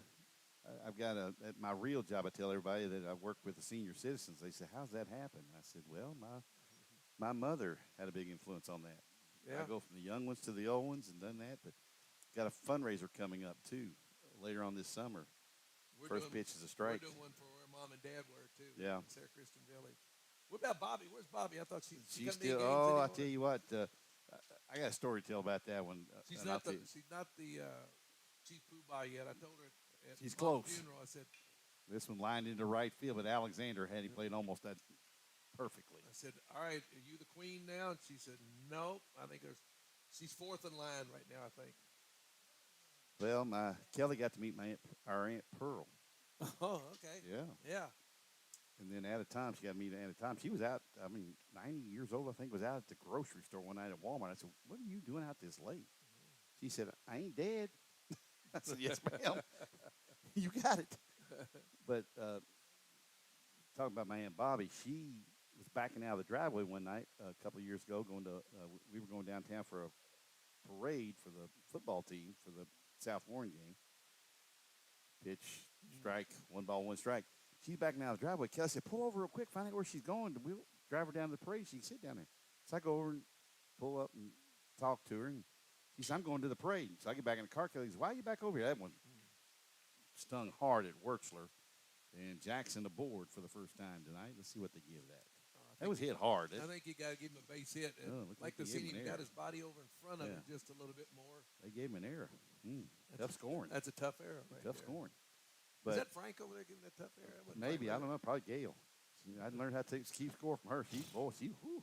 I know. She was tough. This one hit hard back in the right field. And long. That's gone at the base of the fence. That was Persinger. He jumped all over that one. He's aboard with a double, so runners in second and third. These guys that have been up now, they know he's been getting ahead of them first pitch strike. He's been throwing the fastball a lot. And, Coach Patterson out of the dugout, still walking with a limp. I came out here a couple weeks ago. He had a big brace on his knee from having knee surgery. Oh, gosh. What a big rascal, isn't he? Big, tall left-hander. In his days pitching, let's see. Who is that down there in the – it looks like Jonah Branham down in the Woodford County bullpen. That's who it is, Jonah Branham. Well, I tell you what, between Mac and I, neither one of us could see 20 feet from here. Well, we had to get some binoculars. Get some Windex on these things. Well, it might help you out a little bit. Marty, you hear Cuz now. Get some Windex out here, buddy. Where is he? Is he here today? I don't hear him. He's probably home listening. He probably just Marty, he just told you he was. You need some Windex on these windows, buddy. Or pressure wash them first, then fill some Windex on them. And mine doesn't open. Yeah, that's a little stuck one there. Well, I came in here one day and this whole window was gone. Nice pitch, a fastball on the outside corner. Usually that's what happens when you get that trip to the mound from the pitching coach. You just happens to be your head coach, too. No balls, 1 strike. Nice looking breaking pitch, just missed. 1-1. Anyway, go back and Kelly. She's going down to the parade. She said, "Are you serious? She doesn't stop." I said, "No, she does not." 86 years old. Wow. I know. Well, nobody loved the game. Nobody supported me any more than all of our folks. So yeah. Well, I tell everybody, on your birthday in your rookie year, there was 80. That's a lot of. And Doug did not have the money or the means at that point in time to pay for tickets for all that group. But Pete, we tried. Pete and Johnny and I believe Tony Perez all got cool, together and gave you my 24th birthday. Gave you gave all of us tickets. Got a big old that's what it did. Went to everybody and said if I could borrow theirs. This one lined in the left center field. That's a hit. It'll drop. That's kind of what you expected from a team that's ranked like they are. Persinger and Brenninger score. Actually, Brenninger doubles. He struggled a little bit, and then now coming back to life. Tell you what, this time of year, you don't want to have games like this where you're not competing. It just shows that when you get down that you're able to come back and bounce back a little bit, and that's what the Creek's doing. Tates Creek right now the third best record in the 11th region behind Lexington Catholic. And I think Central, What kind of record are we talking about? They are 19-6. Okay. How many games? They got 3 more left, I think. So is that pretty normal for most teams that are scheduled before you start tournament play? Trying to get a score for those folks that are asking about that. This is fouled away. 0-2 now. At the girls' game? To Tenza, yes. Boy, that's become big, hasn't it? Oh, yeah. Wow. Girls softball team in Woodford playing really well right now. And they've got a brutal schedule to finish up with. They got Sacred Heart tonight. Tomorrow night, I can't remember who they got tomorrow night. And they finish up with Mercy. Oh, man. I was like, who scheduled that? Well, that's Anderson. This one hit a mile in the air on the third base side. Kemp comes over. Now Doctor's backing it. Boy, I tell you, we've seen that happen more often than not. That ball gets up there and gets to messing around, and there is no wind to speak of. No sun looking, either. at least looking at the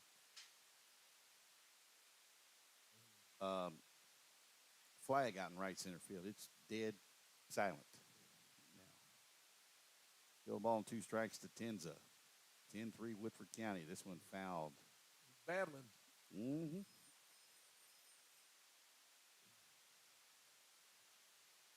So for those of you that ask me about softball game, I'm trying to find out for you. This one also fouled. This is a good battle between a really good pitcher and a really good hitter in Tenza. Yeah, he doesn't quite have that pitch. He's looking at to put him away. They haven't busted one up under his hands yet. He throws that breaking pitch. Back goes Coyle in center field. That's Cecil actually in center field. How many people you know can play center field and go back behind the dish and catch? Not many. Not many. Not many.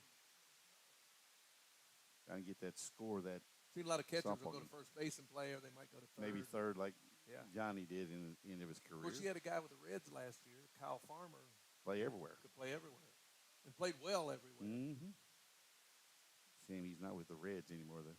I agree. Fortunately, the Reds have a history of doing that. Yeah, I thought they got rid of their 2 best offensive players last year. Drury went to San Diego. Mm-hmm. Then Farmer they let go, and he played hard. He was liked in the clubhouse.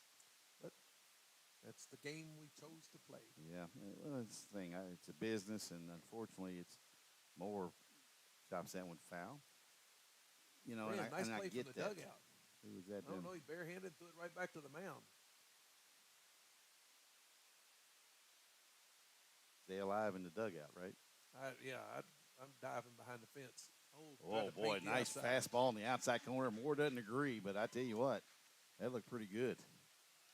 A strikeout of Moore, and the Jackets get out of the inning. 2 runs on 3 hits. There was actually 2 runs on 2 hits. There was an error, and there was 1 left. We go to the bottom of the 6th, 10-3 Woodford County. Also want to tell you about another great place to eat here in Versailles. This is the Ricardo's broadcast position. Ricardo's. In there. The old train depot. I've been there. Kind of lost its ambiance when they redid the floors and things, but still a great place to eat. Ricardo's. A lot of great places. Farm Bureau. Can't forget Farm Bureau. Courtney Roberts, the agent in charge there, especially with all the damage we've had all over the state of Kentucky with tornadoes and floods and wind damage and from straight line winds and all that kind of stuff. You've got to have a good insurance agent, and none better than Farm Bureau. Look at you. Courtney needs some insurance. He said, I got twin daughters that are driving me crazy, is what he said. I said, you better not let them hear you say that. All right, Tennessee Tech has got a 2-0 lead on the University of Kentucky Okay. Wildcats. Boy, they got to dig out of that hole here real quick. And they've got, let's see, got some new pitchers in there. And they are giving it up. Yeah. So Now on the mound for Tates Creek, speaking of new pitchers, you like that segue? J.T. Cooper making his 2nd appearance. He's only thrown 2 innings. But in those 2 innings, he's given up 3 runs, none of them earned on 2 hits. He's walked 1, hasn't struck out anybody, but does have a save. So, now, folks, if you're down there at the softball game and I've texted you and you haven't texted me back and you're listening to us up here, shame on you for not giving me a score. Sending my brother after you, arrest you. Yeah, there you go. I know somebody asked me, where would your mother be, Darren, with you doing the football, basketball, and baseball games? I tell you exactly where Bobby Benson and Gail Douglas would be for football. They've been right up there at Frederick Douglass freezing every bit of their body off, but they'd have been right there watching the game in football. They would have been right there at Rupp Arena every day to watch the Jackets playing basketball, and they would be right here. They would travel everywhere to watch games, too. They didn't care what the weather was. Oh, they didn't didn't care. mean anything to them. But they had to always drive. They always had drive through an airport too. Depending on what town they went to, they found the airport drive through. I don't know why, but that's what they did. You know, one thing that is noticeably different watching a high school game as opposed to college is the baseballs that are being used, because this thing looks dark. Yeah. Yeah, they don't use a ton, but they do. I know they break out a dozen baseballs for every game. So is that right? Yeah. Well, for the one they're using. What year did they break that one out? I don't know. It's hard to see now because it's so dark. Another base hit. For the Yellow Jackets. Single to left by Burton. That's his second hit of the day. He scored a couple of times, too, and got a stolen base to boot. You know, they look pretty calm right now. They're not trying to overswing, getting the pitch they like and hitting it well. Hitting it hard. Even some of their outs have made a lot of noise. This one hit in the air. Looked like Alexander was fooled. A nice effort by the center fielder, but he didn't get there. He's got to hurry, and he just got him. Well, Burton made the proper move by going halfway, but he didn't stay to watch and see if the center fielder came up with it. Craig, and in a nice effort before coming in and come back. You see right now, they're telling him he was out there, but he was leaning back and breaking back towards first base instead of just getting to a point where you're comfortable and stopping right there. He started back to the bag. Then when he saw the ball go through, he was an easy out at second. Single for Alexander. Yeah, and you never see the 8 to 6 put out, but you got one at second. That takes a base hit away from him too. Yeah. This one grounds to third. McGahee with Alexander on the move. Throws to first. Don't know why he did not go to second on that ball. Don't either. Howery retired. But 2 outs, and that brings up Cecil now. Well, I think players have been taught at a young age to take the easy out. That is the easy out. I would think so too, but you know, I don't know. Unless he just didn't feel like it. Maybe he felt like Alexander got a good step, got a good jump on the ball. I don't know. Well, the second baseman. Nice play by Jackson, and he'll throw to first to get Cecil. You know, they got 4 errors, but I tell you, I like both these ball clubs might make a little noise here come the last part of the year. I agree. We move to the top of the 7th inning, 10-3, Woodford County here on what will be the last regular season game here. Now, if Woodford County can qualify for the regional tournament and win the district championship, they'll play their first round game right here at Chandler Field. They knocked off a pretty good Oldham County team in the first round last year, 6-4 here. Trailed for most of that game, scored 3 in the bottom of the 6th to take a 2-run lead. Who you like so far, that you've seen? I haven't seen Lexington Catholic. Woodford beat the Knights here last night, 8-7. I haven't seen them, but I've heard things about them. Dunbar might be a team to watch out of the 11th region because they got some pretty decent pitching. They knocked off the Jackets here 1-0 in 8 innings. Oh, my. That would have been a good game to call. Got a new pitcher here. Yeah, got a new pitcher. That's Jonah Branham. Yeah, that's young Stevie Deaton's ball club over there. Yeah, that was good. So they bit. That was a good. I work for his daddy, so that's. You got to get that in there. You got to get that in there. Yeah, you got to get that in there. That's how I could get off and come over. There you go. There you go. And, you have so there's a lot of teams around it. And of course Harrison County's right back at it in the 10th region. Who's coaching there now?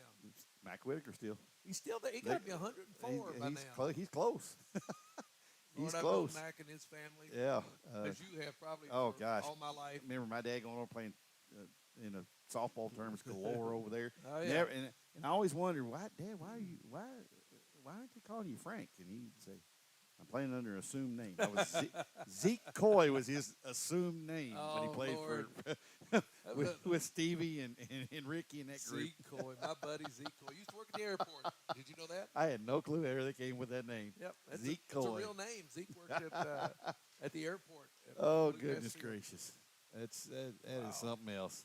Of course, Rose and gosh, we used to get in trouble over there all the time. Earl would be in the floor causing us to have trouble, and he give us that. I was scared of Earl. Knuckle rub on top of the noggin. Just my I was scared of Earl, man. He just tell you what, he played it all those years. He played ball at Conneer. Even up to the day he passed, man, he was built like a rock. He was solid as a rock. Yeah, he was. Yeah, and those are of course, you don't hear kids talk about their childhood growing up these days as much as like we do. And we were blessed. We didn't have a lot of money, but we had a lot of love and we never went to bed hungry. No. Just first pitch strike on the outside corner from Branham.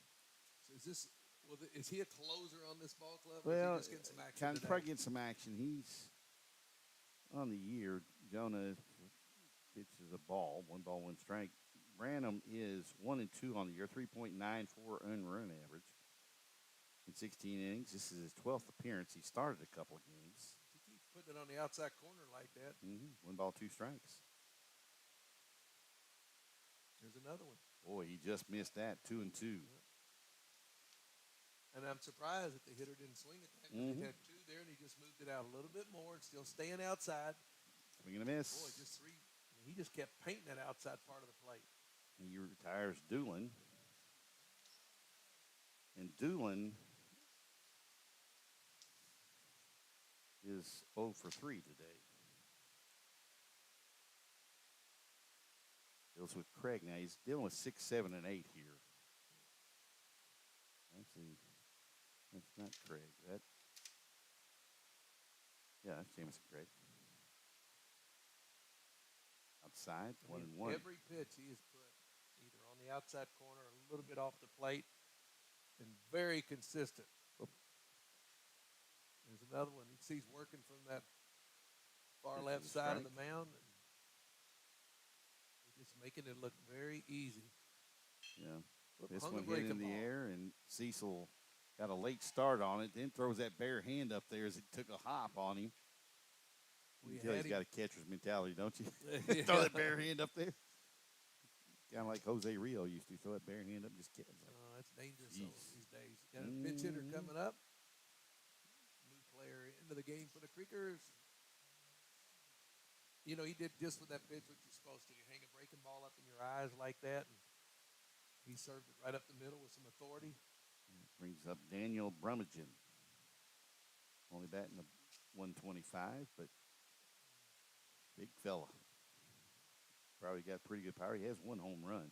Neither one of these teams hit the ball out of the park a lot. Creek's got 7 home runs, and Woodford County also has 7. So, I mean, but you can tell their game is being aggressive. Nice read at first base by Craig, and he'll get down to second. That's the thing about base running. I think I heard, remember who it was. It might have been Ricky Henderson. He said if you get a read off the ball hitting the dirt, as soon as it hits the dirt, you make a decision whether you're going to go or not. That's the best ever, Willie Mays. They said Willie knew he was going to hit the dirt before pitcher and catcher knew. Just missed. 2-1 to Brummagem. He's just trying to paint that outside. You got you a nice little lead. One thing you won't do or don't want to do is walk anybody, but he's still staying on the outside corner. This one, the high chopper up the middle, Rankin off to his left. Throws, nice pick at the back end by Burton. Really nice pick at first base. Boy, those first basemen, they will make you sometimes or break you. Down to their last one now. Yeah. Pete Rosebacks became a really good first baseman. He was just a gamer. He just played hard at everything he did. And a miss by McGahee, who's 0 for 2. He struck out and flown to right. Pete started in right field, moved to left, then came to third and finished up at – he actually started his career at second base. You're right. This one hitting the gap. Cecil and Coyle come together. Neither one called for it. They both slide, and it goes in for a hit, and a run scores. Yeah, I'd say a little lack of communication there with those guys because that ball looked like it could be catchable. Stayed in the air a long time. He's probably not communicating very well on that. Nolan Asher, the usual center fielder for Woodford County, that would be the center fielder's ball. Pretty good one back in the day. Oh, he was great. Geronimo. He was unbelievable. Then I played with him. Andre Dawson was pretty good. Well, when Tim Raines was a center fielder, wasn't he, for Montreal? Wasn't he? And then Dawson was left, and then they had Raines in left. Okay. And Cromartie was in right. Cromartie looked like a fullback. He looked like a baseball player. He looked like a fullback. He went to Japan and made some good money. Yeah, 0-1. This one hit in the air to the right, left side. Kemp going out, incoming, and the shortstop Rankin makes the grab, and that's the ball game. Man, that was a tough play. I'd like to see your shortstop just take charge and go get it. Yeah, usually Rankin will talk to people and let them know he's there, but Kemp kept going.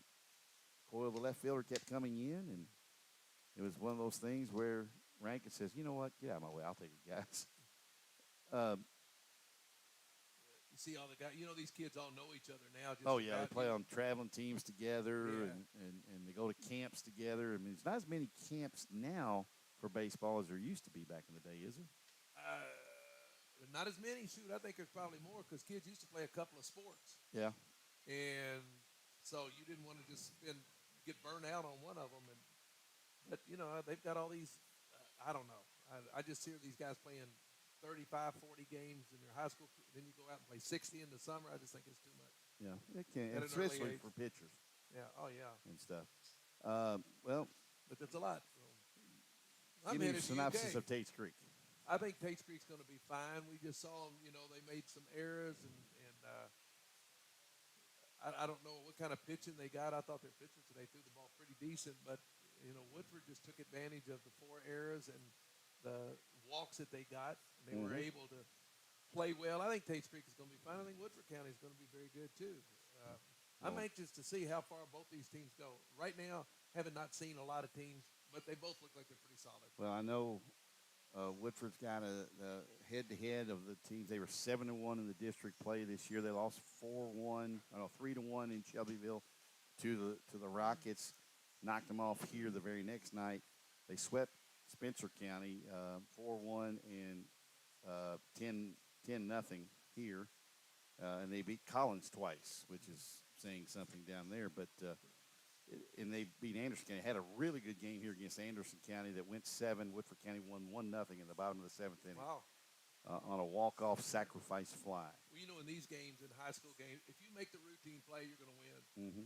And get a little bit of timely hitting. And today, you know, their defense played extremely well. Early in the game, we saw some great plays by a lot of guys. So, yeah, I think they're going to be just fine. And, you know, I liked what I saw certainly on the mound and also what I saw from their defense. So, they're going to be fine. So, yeah, both these teams, it's tournament time, man. Oh, boy. I'm sitting here looking at the schedule the other day, and I went, wait a minute, this week is the last week. Oh, my goodness gracious. And so, you know, we got, of course, the 8th region, got the 30th district, which has got to at least get the first game through. The good news for the Jackets, they won't see the young man that pitched against them in the game here that they won 1-0 against Anderson County, because they're going to have, both Spencer and Anderson are going to have to throw their number ones against each other to get out of that first round to get to Woodford in the semis. Yeah. The other game is Collins and Shelby County. They split during the regular season. How about this? They each won at each other's home field. So, of course, county rivalries like that. That's the way it's supposed county to be. rivalries supposed to be like that. But if we can get Woodford here and win that first round of the region, if they get out of the district, then they'll head to the U of L for the 8th region semifinals and finals. Yeah, it's just, wow. And they have 3 games. Yeah, and it's not in a really great area. It's just right diagonal from Churchill Downs. Good ball field. That's Great a good ball field. field. Yeah, it's a good place to Great go. ball field. Just don't make the wrong turn then coming the out state of there. will be at UK, right? State will be at Kroger Field. That's also with the baseball. The softball will also be at That's UK. where I'm headed right now. No. Doug, thank you, buddy. We did Been one. too long. I know. We need to do it again. If I'm around and you guys are winning and everything, we'll do it. Come see us again. Well, you got to promise and bring me some food next time. I'll make. Well, if Kelly's listening, Kelly, remember now, I got to get Doug some food. That's okay? right. The next time, I dropped the ball. Doesn't happen very often, but I dropped the ball today. But I tell you what, come down for a football game and you'll get to eat some of Kelly's cooking. She cooks it for everybody in the press box. That sounds good. Yeah. All right, brother. We got some good home games to come to this year. We got Scott County, we've got Ballard, we've got Simon Kenton, Webb Dubois, and we've got Pulaski County, all for football. That's good ones. That's good ones. So you might want to come on down. All right. Bring Olga with you. I can't get her out. It depends. Yeah. It depends. Just I leave try to get her out. Yeah, so. just leave your brother at home, though. No, I'm going to have him escort me in. Oh, Lord have I can't handle both of you in one place. See you, Doug, buddy. thank you, buddy. Thanks, Darren. Doug Flynn with us tonight, and I appreciate him coming and joining us on the broadcast tonight. Final score from Chandler Field. It was Woodford County 10 and Tate's Creek 4. Jackets moved to 22-10 on the season with a district tournament coming up next week in Lawrenceburg over at Anderson County. Both the girls softball and the baseball games for the district will be at Anderson County High School. Well, I think I'm going to give you the game on Thursday, weather permitting. Actually, I think it's tomorrow night. Yeah, it is tomorrow night at the Woodford County Softball Complex. The Jackets will take on Mercy. in the softball game tomorrow night from the Woodford County Softball Complex if the weather holds. If not, we'll see you from Lawrenceburg for 30th District softball and baseball action. Again, the final score from Chandler Field, and again, my thanks to Doug Flynn on color this afternoon here from Chandler. It was Woodford County 10 and Tates Creek nothing. Correction, 10-4. I'm sorry, 10-4, Woodford County over Tates Creek. Until next time, so long